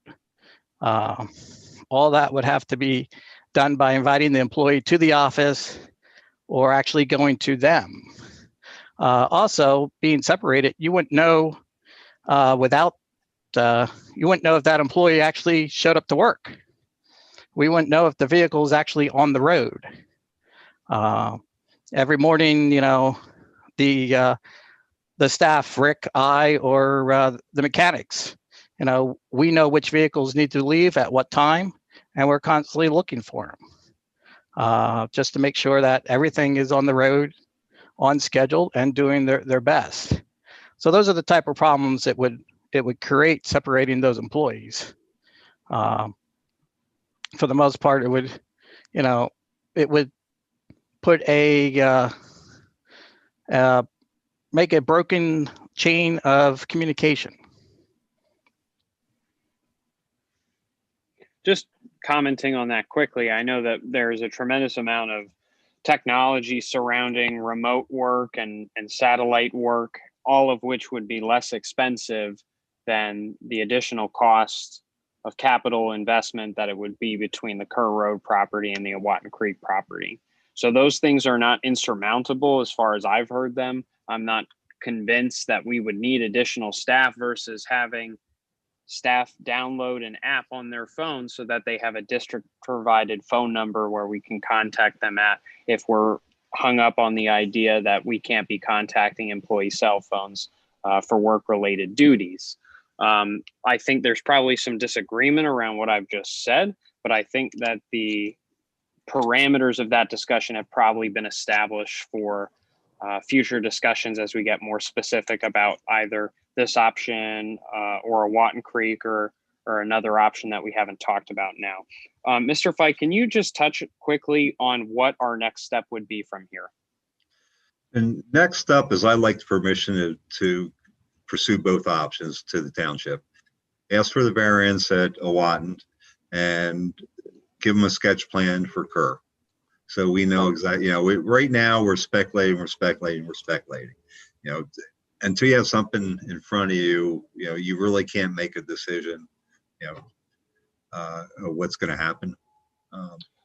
Does the board need to vote on that, or can the administration be directed verbally to do that? Or can the administration, do you guys have the authority right now to do that yourselves? You've tabled the motion before, so we should be directed in a formal meeting. Let me just Okay, clarify. well then- I believe that we can submit the sketch because they're not formal architectural drawings Right. to the township at Kerr Road. I think we would need board action because the motion was tabled to pursue the zoning variance at Owatton. So Kerr Road, I think the administration can pursue. It's just submitting the sketch to make sure that the letter is still good. If we were going to go beyond that and do architectural sketches at Kerr Road, then I would say we would need board approval if we went with that next step. Okay. How long So- does it take us to submit a sketch? Mr. Fike, to get a sketch together. A week. A week? Yeah. Yeah, I'll get my roller out and an overlay of the site.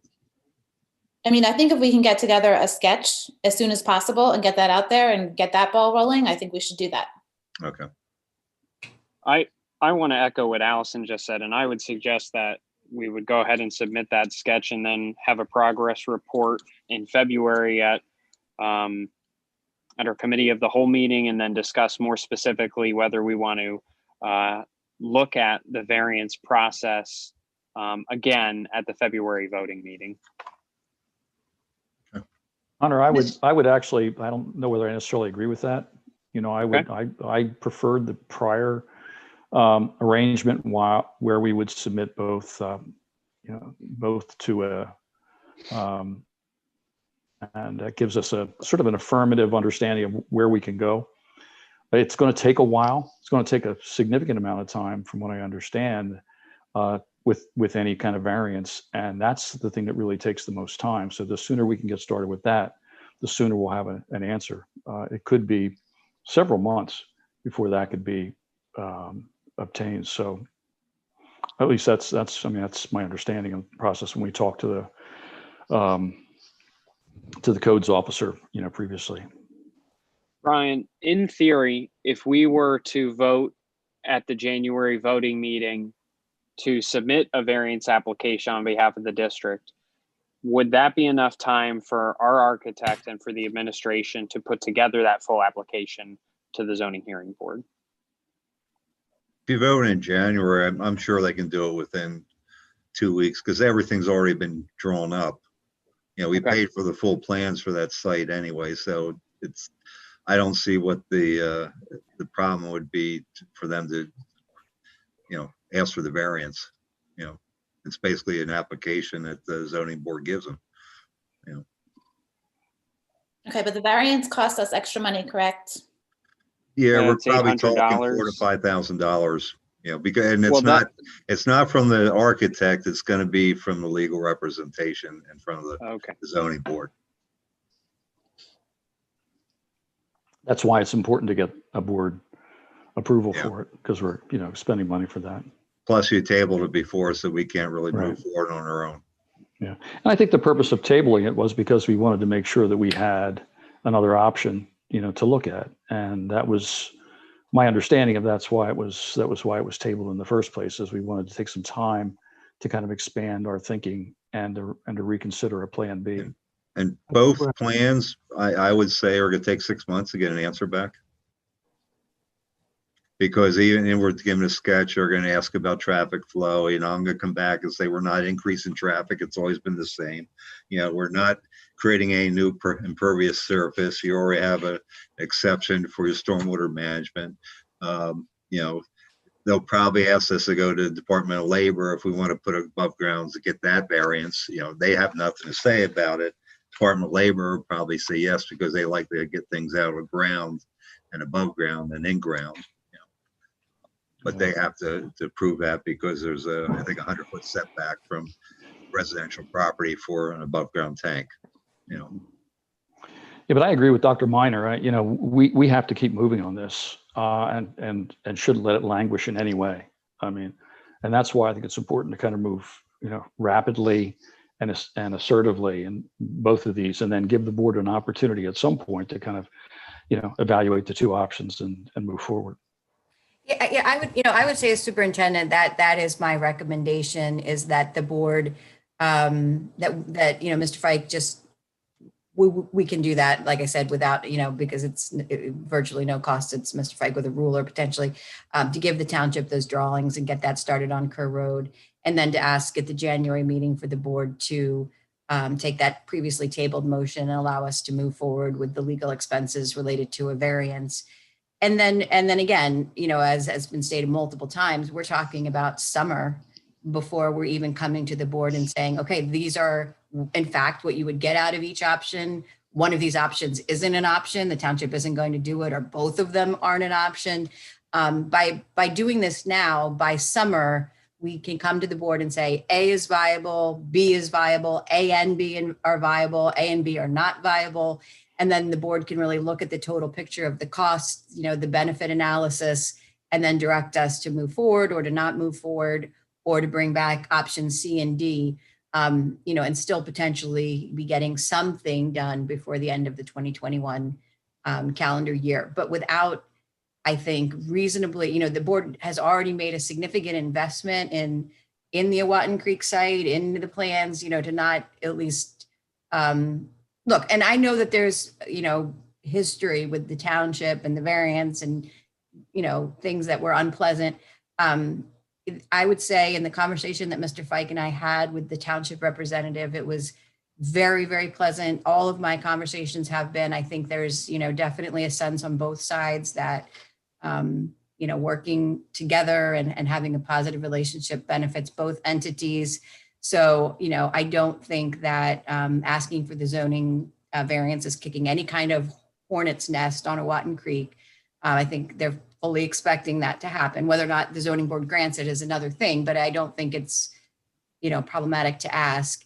And I really think that the board needs to know what it is that their options are. And until we ask for that variance and until we do the Kerr Road drawings, the board just doesn't know. And so you can't make an informed decision because you don't have all the information that you need. Mr. Fike, can you tell me the estimate is from 2018? Is that estimate still good, or do you expect it would be a little bit more than what that estimate says? I'm actually hoping it's going to be less, because I've talked to a lot of architects, and recent bids on general construction have been 10% less than last year. The only thing that's held or gone up slightly is electricians, but right now the contractors are looking for work. They're hurting. So, school construction bids are actually down, so I would expect it to at least be the same, Okay. or maybe a little bit less. I'm in full support of moving through as quickly as we possibly can. I agree with everyone. It needs to be done. It's been neglected for too long. And I just want to say thank you to Mr. Fike for putting all that effort into it. Okay, thank you. Are there any other closing thoughts on this discussion?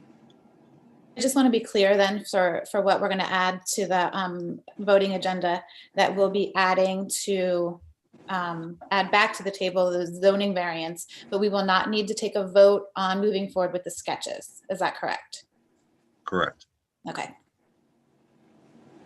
at that I've toured the facility multiple times, and I think it's inevitable that something needs to be done. And I know I've kind of mentioned this idea privately, and perhaps it's a crazy idea, but I feel like, you know, as board members, we have this daunting responsibility to make these unpopular decisions. You know, and if any way possible, we can educate the community. I always feel like that's the best route to go.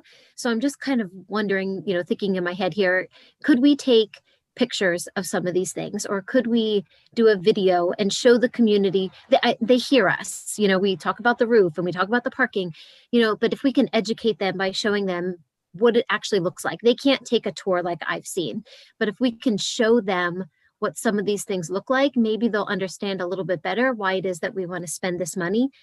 Nobody wants to spend money, but it's a job that needs to be done. And I compared it to my house. I said, if I lived in a house that was like this, would I fix it or would I move? I think I'd move if that was my house.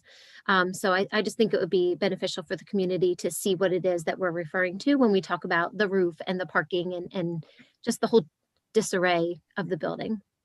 It's not a crazy idea at all, Ms. Stratton. In fact, it's an excellent idea. And I think ultimately, you know, we can dedicate, you know, a link on our website to the transportation facility. I think we can have still photographs as well as just a simple video that we're more than able to take of like a walking tour of the interior and exterior of that facility and post it on our website so that the community does have a sense. And I think you're absolutely right. You know, ultimately, you're stewards of the community, and the community really owns that building and that facility, just like you own your home. And I think it's only right for them to have a full sense visually of what we're talking about at that location. So Mr. Fike, you know, and I will work with our tech team and get something up on the website to that end. I like that idea, like a before and then a question mark for the after. Yeah.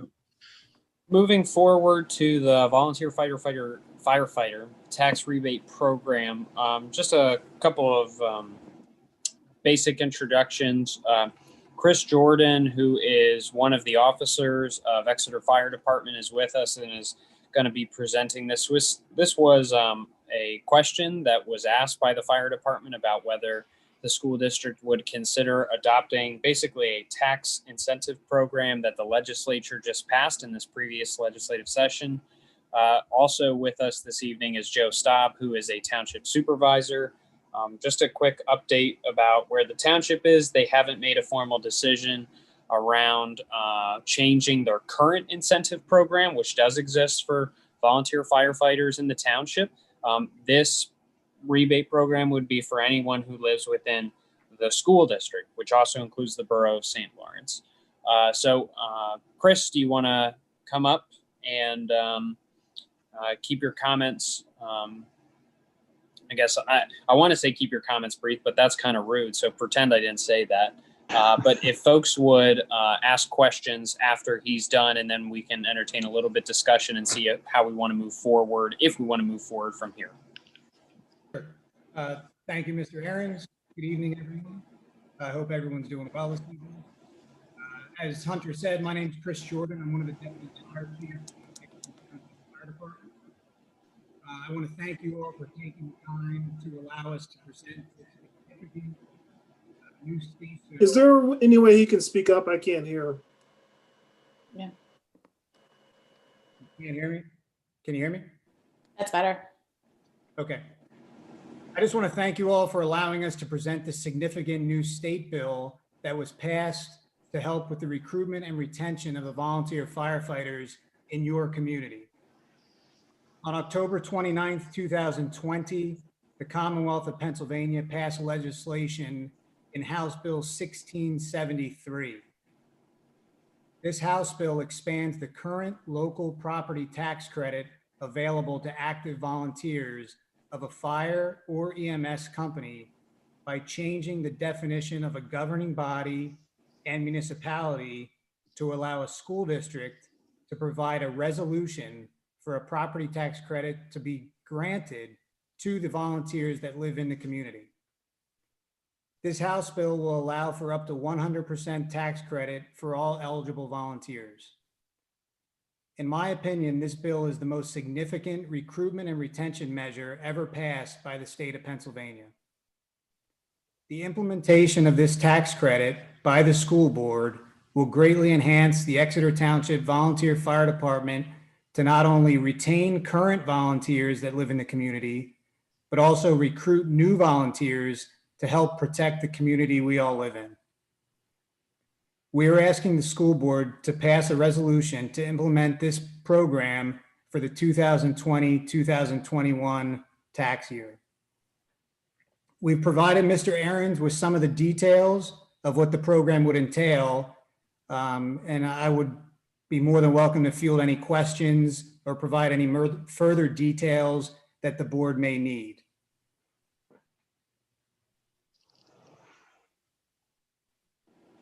Chris, just a couple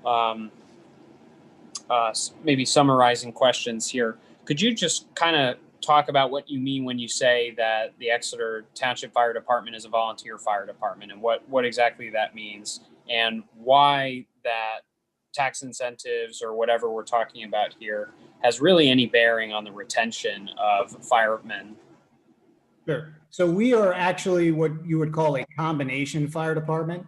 So we have a combination. We have some paid firefighters that cover our daytime responses.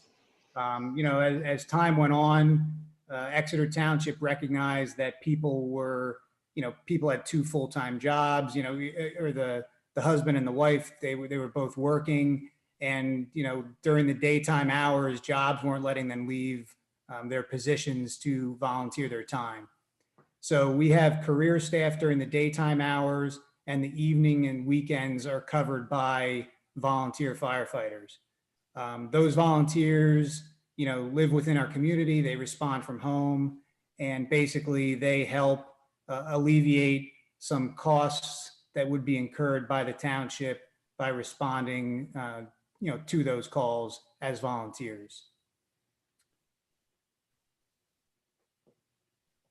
What else did you ask, Hunter? I apologize. Could you talk about what bearing the incentive has on retention or recruitment of volunteer firefighters? Yeah, so right now, one of the biggest challenges that we've recognized, not only here in Exeter Township, but also in the entire state, is the retention of the volunteer members has been very challenging over the years. And with that, the volunteer fire service has been dwindling, you know, exponentially. And this program was enacted to help keep the volunteer system in place, so there would be a cost avoidance, you know, for local municipalities, and also help to recruit new people that would actually enhance the ranks of the volunteers to make them feel like they're getting something in return for the service that they're providing. I hope that answered your question. Yeah, I understand that this is probably a new concept to a lot of people on the board, so I don't know if other people have some introductory questions. I have some suggestions about how we can try and talk about this in more detail as we move forward, but we wanted to give everybody a heads up about the request that has been made to the district and what the township and the borough of St. Lawrence are also talking about simultaneously with how they want to continue or update or not update their ordinances that govern these incentives as they currently exist. So I'll turn it over to anybody else who have some questions about where this is coming from, what's the purpose behind it. Chris, this is Dave Hemberger. First of all, thanks for your presentation this evening, and also thanks for all your service to the community, not only your service, but that of your family. You know, the question I guess I have has to do with the criteria for eligibility for this. I mean, maybe this is something you could explain to the rest of the board. I've seen some information that might suggest that only certain members of your volunteer group would be eligible based upon their active engagement in various aspects of what they're required to do or they might do. So I'm wondering about that, what some of those criteria may be. And also, how many do you estimate, how many of your volunteer corps do you see this as impacting? All right, Dr. Hemberger, thank you very much. The requirements that we've enacted with the current tax program that's in place with the township are pretty stringent. Number one, you have to be a member for at least 6 months. You can't just walk in off the street and say, hey, I want this. You have to be a member for at least 6 months. So we make sure that you are in fact going to be a volunteer with the department. You must also attend a certain amount of trainings and meetings per year. Right now, that number's set at 12 per year, so it's one per month basically. And what we call our interior members, which would be our senior firefighters, they would need to document at least 24 staffing shifts per year, or an equivalent of 200 hours of service in a given year. We also have a category that would be labeled as a support member, which would be a member that would not partake in actual physical firefighting activities, but helps with our finances and some other things. And they would need to be able to document a minimum of 200 hours of service throughout the year. To answer your second question, through the tax credit program that Exeter Township has in place, last year we had 8 eligible members in Exeter, and we had 2 eligible members in St. Lawrence Borough. So the total this year would have been 10. Hunter, I think the number I gave you was 8, but it was actually 10. I forgot about St. Lawrence. So we had 10. And currently, believe it or not, we only have 16 members that would actually be eligible for the program right now, because to be eligible, you have to own a residence in Exeter. A lot of our people rent, or they live with their parents, or they don't own their residence. They don't physically own their residence. So right now, it would impact approximately 16 members of our department that physically live in Exeter or St. Lawrence and own their property. Thanks, Chris. And so then this, this property tax reduction or abatement process would be an annual kind of a opportunity for volunteers, correct? And it would be, I guess, incumbent upon the fire department to keep track of who would be eligible and provide documentation that would be provided to the district if the district were to choose to enact this. Yes, that's correct. What we currently do for the township and St. Lawrence Borough is we provide them a notarized list of members that are eligible. And then once they're deemed eligible, there's a document that we could probably use for this as well, that the volunteer has to fill out.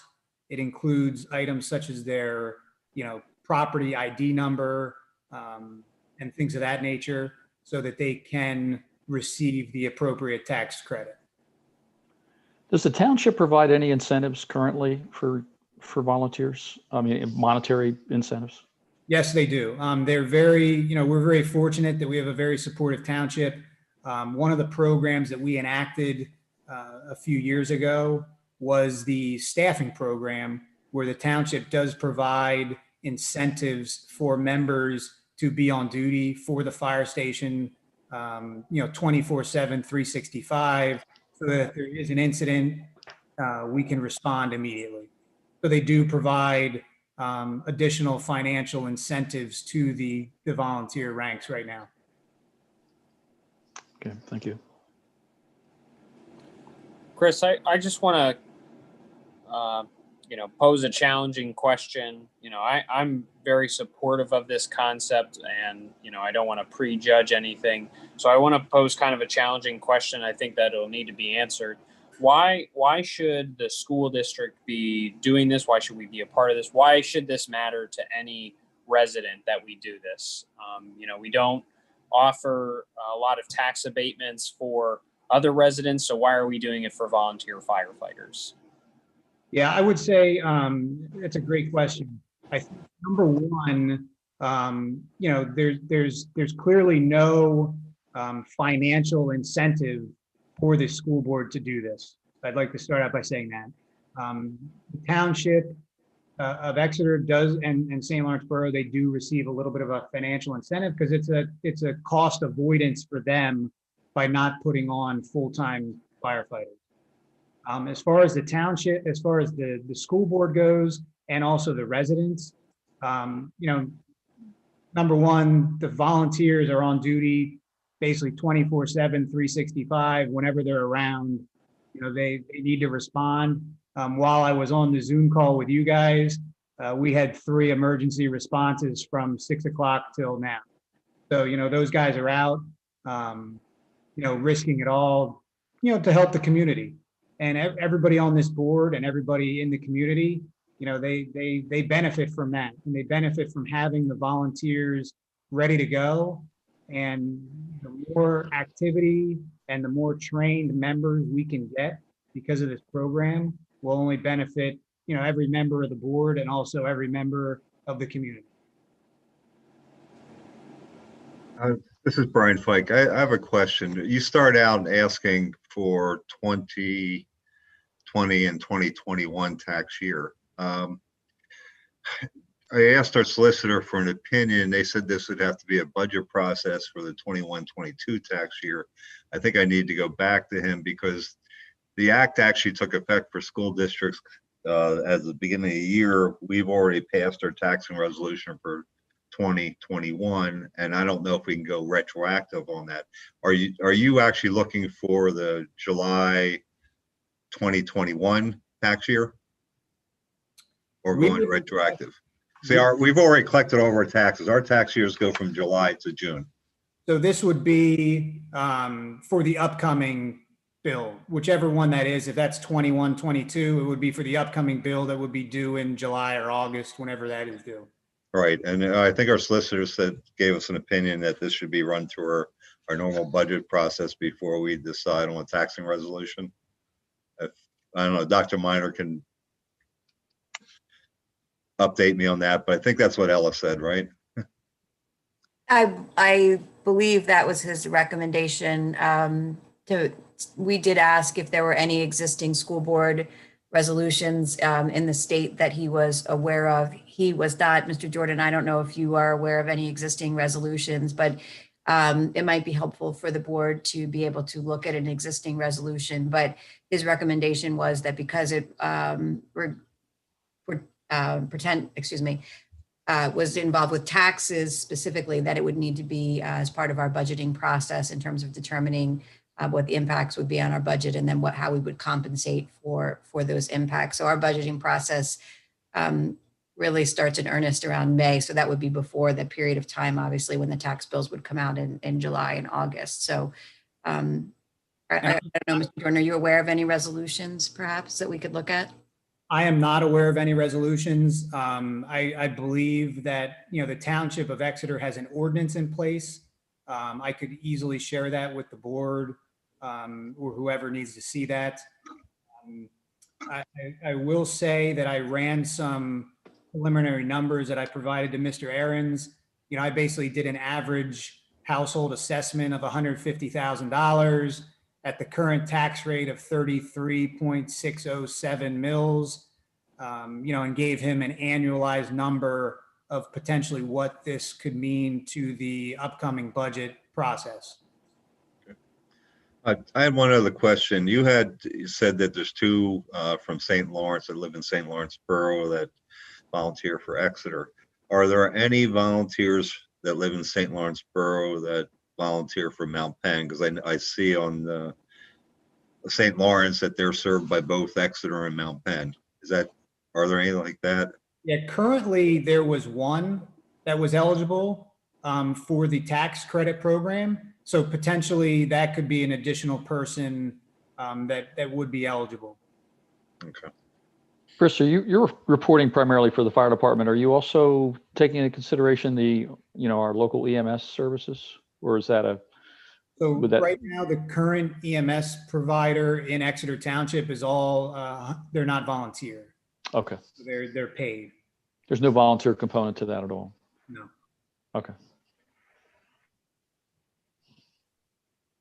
Brian, So- quick question, Hunter, if I could, for Brian.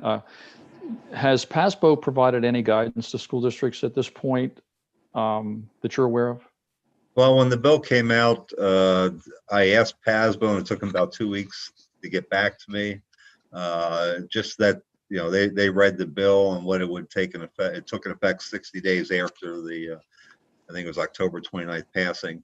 So basically being a year. I've reached back to PASBO and they're trying to find out if anyone else has even adopted a resolution or is thinking about it, but it's on their radar. Same thing with PASBA. They're looking into it too. But like I said, it just took effect at the beginning of the year, so a lot of people, running it through the budget season. Okay. We'll probably find out more by March. Still early in the process. Would you be willing to share that guidance, with us when? Oh, definitely. You get that? Okay, thanks. The one thing I will give Exeter Township credit for, and listen, we're blessed with. We have a very astute leadership team in the fire department, and we presented the program to Exeter Township, and they took it and ran with it when it initially came out back in 2006. So they were the leaders on the forefront of that. So the one thing I will say, since the bill is so new, as Mr. Fike stated, I don't think you're going to find a lot of school districts that have already done this. I think Exeter is going to be in the leadership role in this. And I think that's where, Exeter should be. We've always been known to be leaders in things like this. And anything to help benefit the community would obviously, help everybody.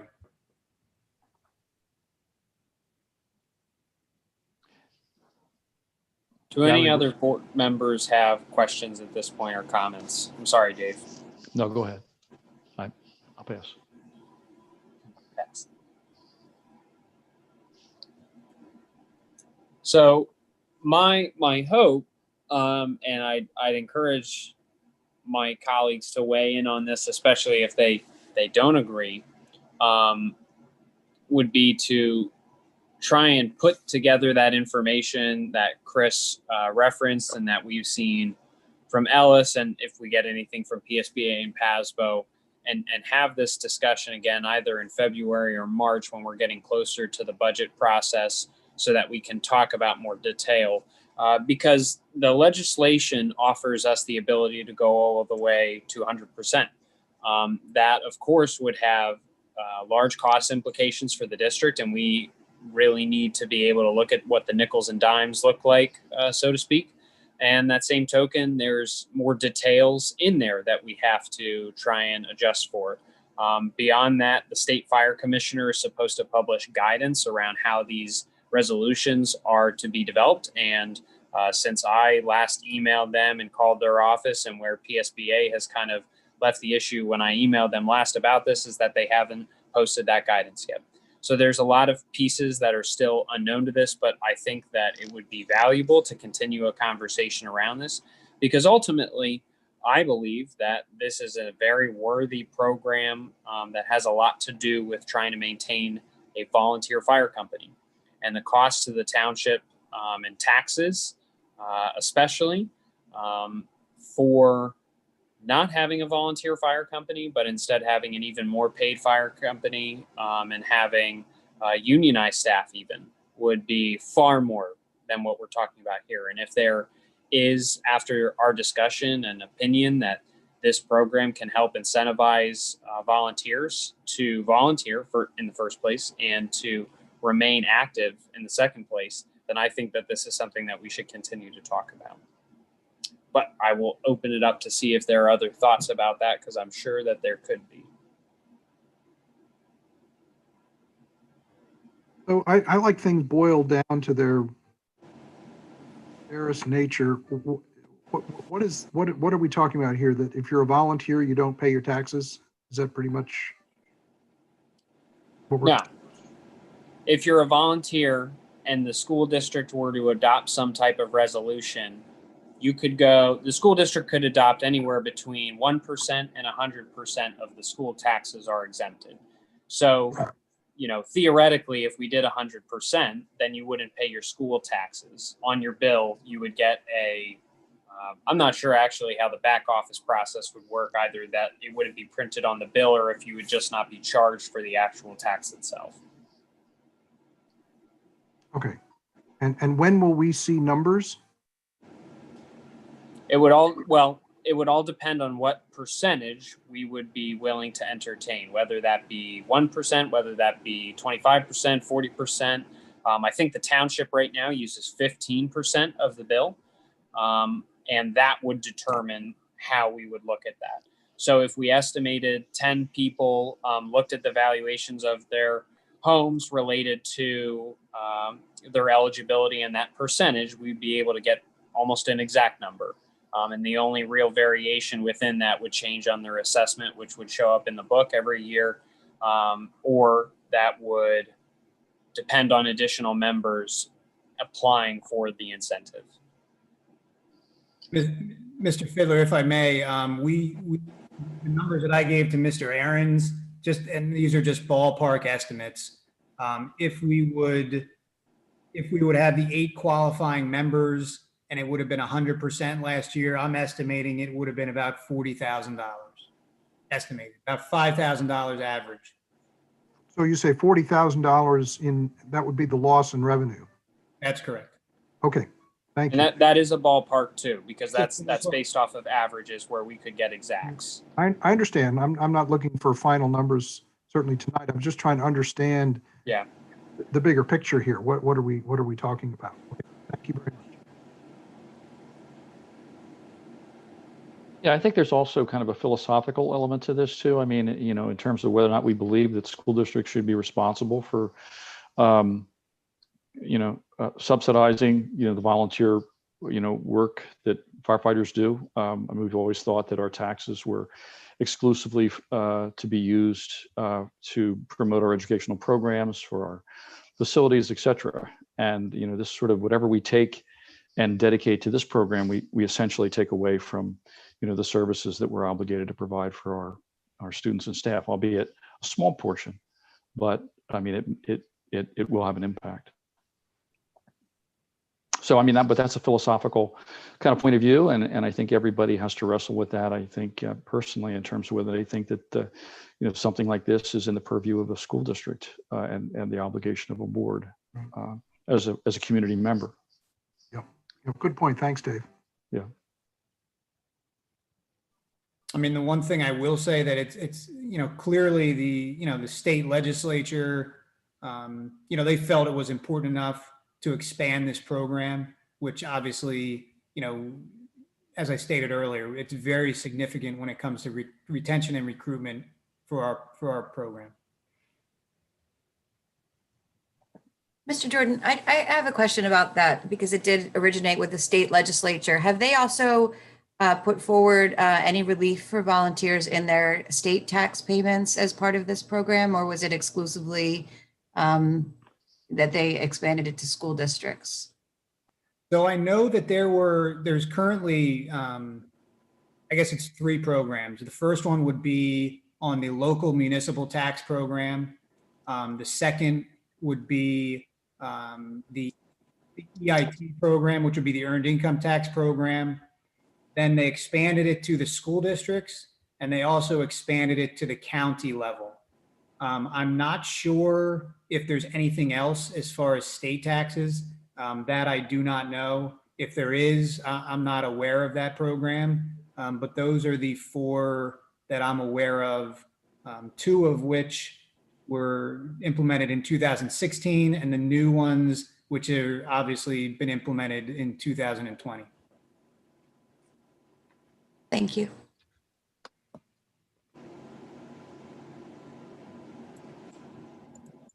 This isn't directly related, but I'm curious. I know we give a discount to seniors who volunteer in the schools. What is their discount on their taxes? Is that a percentage, or how does that work? That's interesting. They get $5.99 an hour up to 100 hours.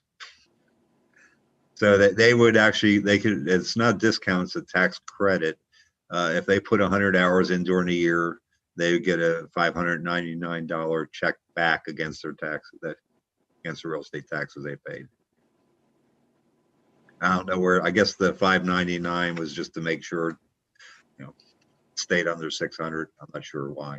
Yeah, that's the threshold of where they would have to claim it as income. Yeah, okay.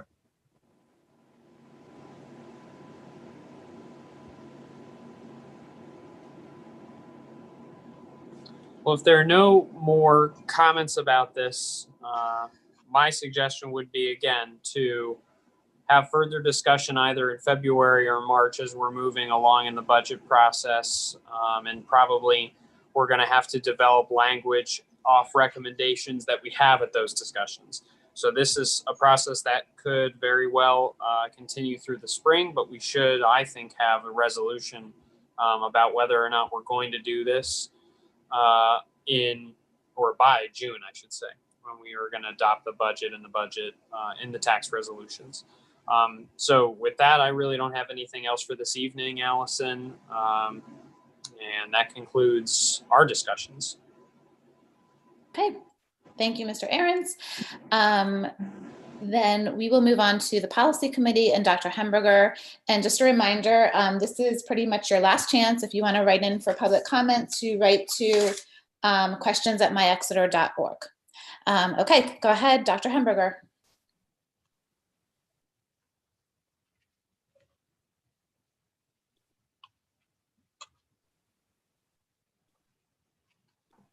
Sorry about that. Can you hear me now? Yep, you're good. All right. We have 5 policies on the agenda for consideration for first reading in January. I just want to go through them quickly, just so everybody has a sense of what they're all about.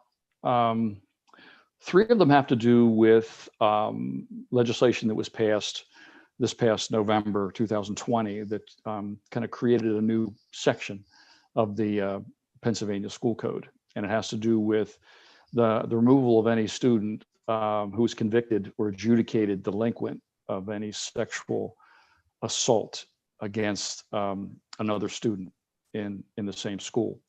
And essentially what it says is that the law now requires that if someone is convicted, they would be required to be removed from a school in which the victim is a participant. In other words, there would be no opportunity for the victim and the perpetrator to have any contact in an educational setting. Now that means on school bus transportation and sports, other school related activities. And school districts really need to have policies that really reflect that. So there are 3 policies that are affected.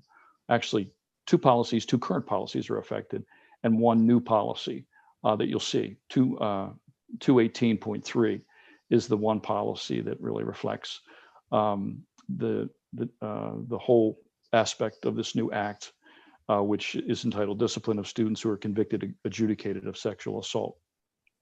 So, I mean, pretty much the context of the bill is in that particular particular document. So we have a chance to review that.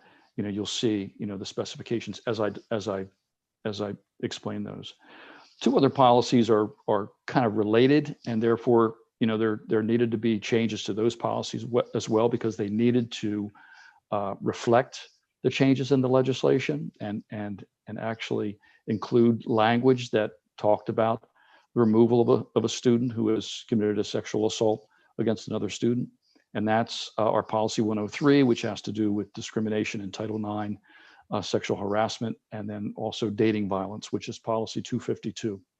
So both of these policies essentially have been modified to include that very basic language that removes the student from the perpetrator from a school environment where they may be exposed to the victim of a sexual assault.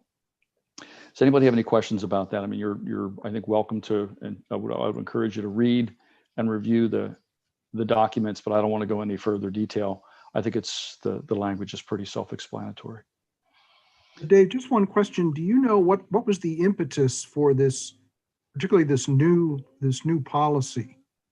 How did it come about? Well, I mean, I think, John, I mean, I don't know for sure, but I can only speculate. And my sense is, because I've seen this happen, you know, a situation happens like this, and a student and who is the perpetrator and the victim continue to be in the same school setting, which re-traumatizes, you know, the victim and exposes them to a, you know, a very uncomfortable situation. So, as you can imagine. So the legislation, I think, reflects the sensitivity of, you know, of the victim's position, and establishes a practice where, you know, this just can't happen anymore.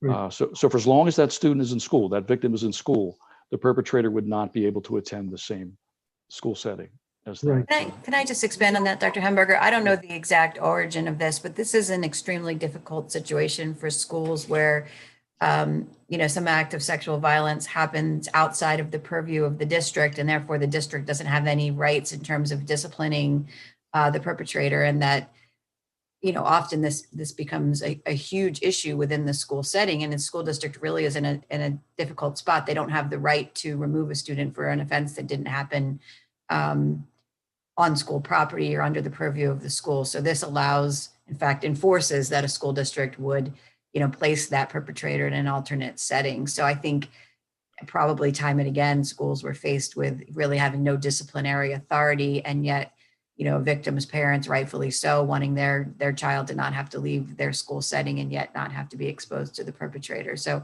I see this as a real aid for school districts, you know, when this, you know, type of thing happens, that it takes it out of their hands in terms of having to make it, you know, not having any really disciplinary authority. Right. No, I think it's a terrific idea. Do we know if this law has a name? For example, when I was in New Jersey and started getting active with child victims, I met the Kankas, whose daughter Megan gave rise to Megan's Law. Does this legislation have a name like that, or do we know that?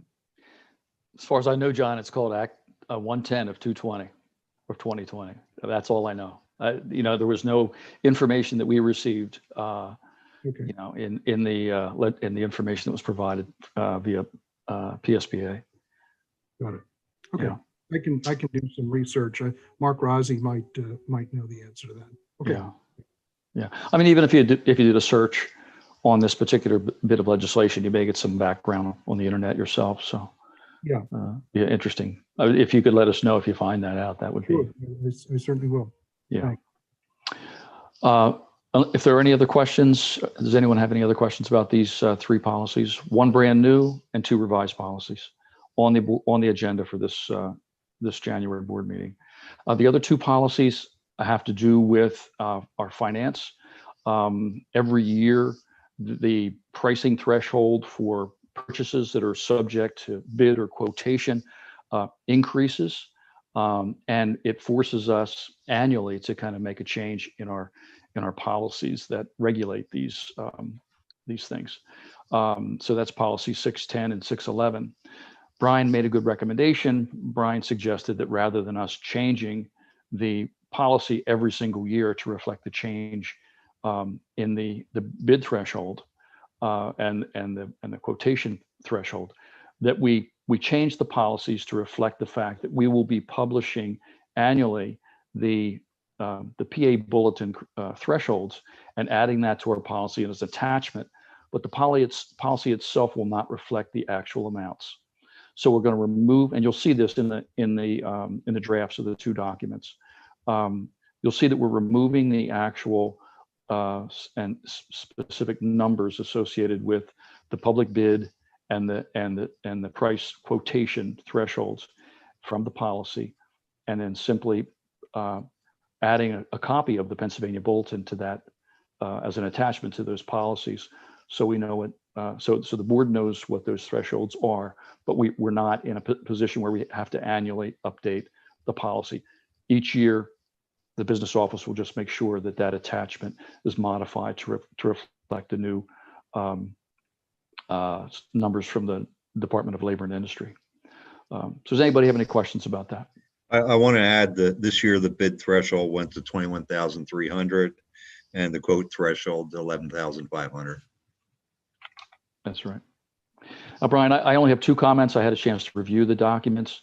One thing I just noticed was that we're saying it was the Pennsylvania Department of Labor. I'm noticing that the official term is the Pennsylvania Department of Labor and Industry. Okay. So I'm kind of wondering whether we should include industry to that policy language, as where we're getting this information. Also, there's a reference to certain positions in the district, Brian, in this in the policy. So I think they do represent, indicate a director of finance. I'm not sure exactly what your title is, but I think this is a good time to maybe align your title. I agree with that because my contract says business administrator, but even the website says director of finance. Yeah. So anytime we have a chance to modify I think we need to, yes. Yeah. Anytime we have a chance to modify a policy and we can make some of those updates or corrections, I think we should take the time to do that. So if you could We'll make those corrections before the meeting. Okay, good. And those are the only things that I saw. I don't know if anyone else has any comments or concerns about any of those two policies. So not hearing any, I think we're in pretty good shape. Allison, I think that's all for the policies. We'll just expect to have these 5 on the board agenda for voting in first reading in January. Okay, thank you. Thank you. All right, it is time for public comment. And if I'm looking at the document correctly, there's nobody that has public comment tonight. Is that correct? Correct. That's correct. Okay, so we will be moving forward the education items B, C, and D to our voting agenda. And also item A, the tax collection rates from our Finance, Facility, and Audit Committee. And also re-adding the zoning variance to the January voting meeting that was tabled in the fall. And then we will also forward the first reading policies that Dr. Hemberger just went over. And then is there any comments or any board members that would like to be heard at this time? Okay, then that concludes our first. Hold on. Oh, go ahead. Go ahead, Clark. I just want to say that I really like our new format. I was a little skeptical when I first started hearing about all these changes and, doing it a week earlier and kind of putting things together. And I just want to say, I really think it worked well. I like the way it flowed. I like that with the education committee, we didn't have to, we could allow people to have questions and comments, because a lot of times with that, when we had that just that small window of time in there, I would always be looking at my watch thinking we need to keep it moving. So that was really nice. And I just want to say thank you, for coming up with that, and I really like the new format. Oh, thank you. Thank you. And I know I'm excited and I'm glad too that all the board members get to hear about these important topics before we move them to our voting agendas. So that's it for tonight. And then I won't see everybody again for 2 weeks because we will not meet next week. And then we will have our voting meeting on the third Tuesday of the month at 7:00 p.m. Location is still to be determined. We will let you know, keep you posted on that. So I will see you then on January 19th at 7:00. So thank you, everybody. Good night. Night. Thanks, everyone. Thanks, Good night. everybody.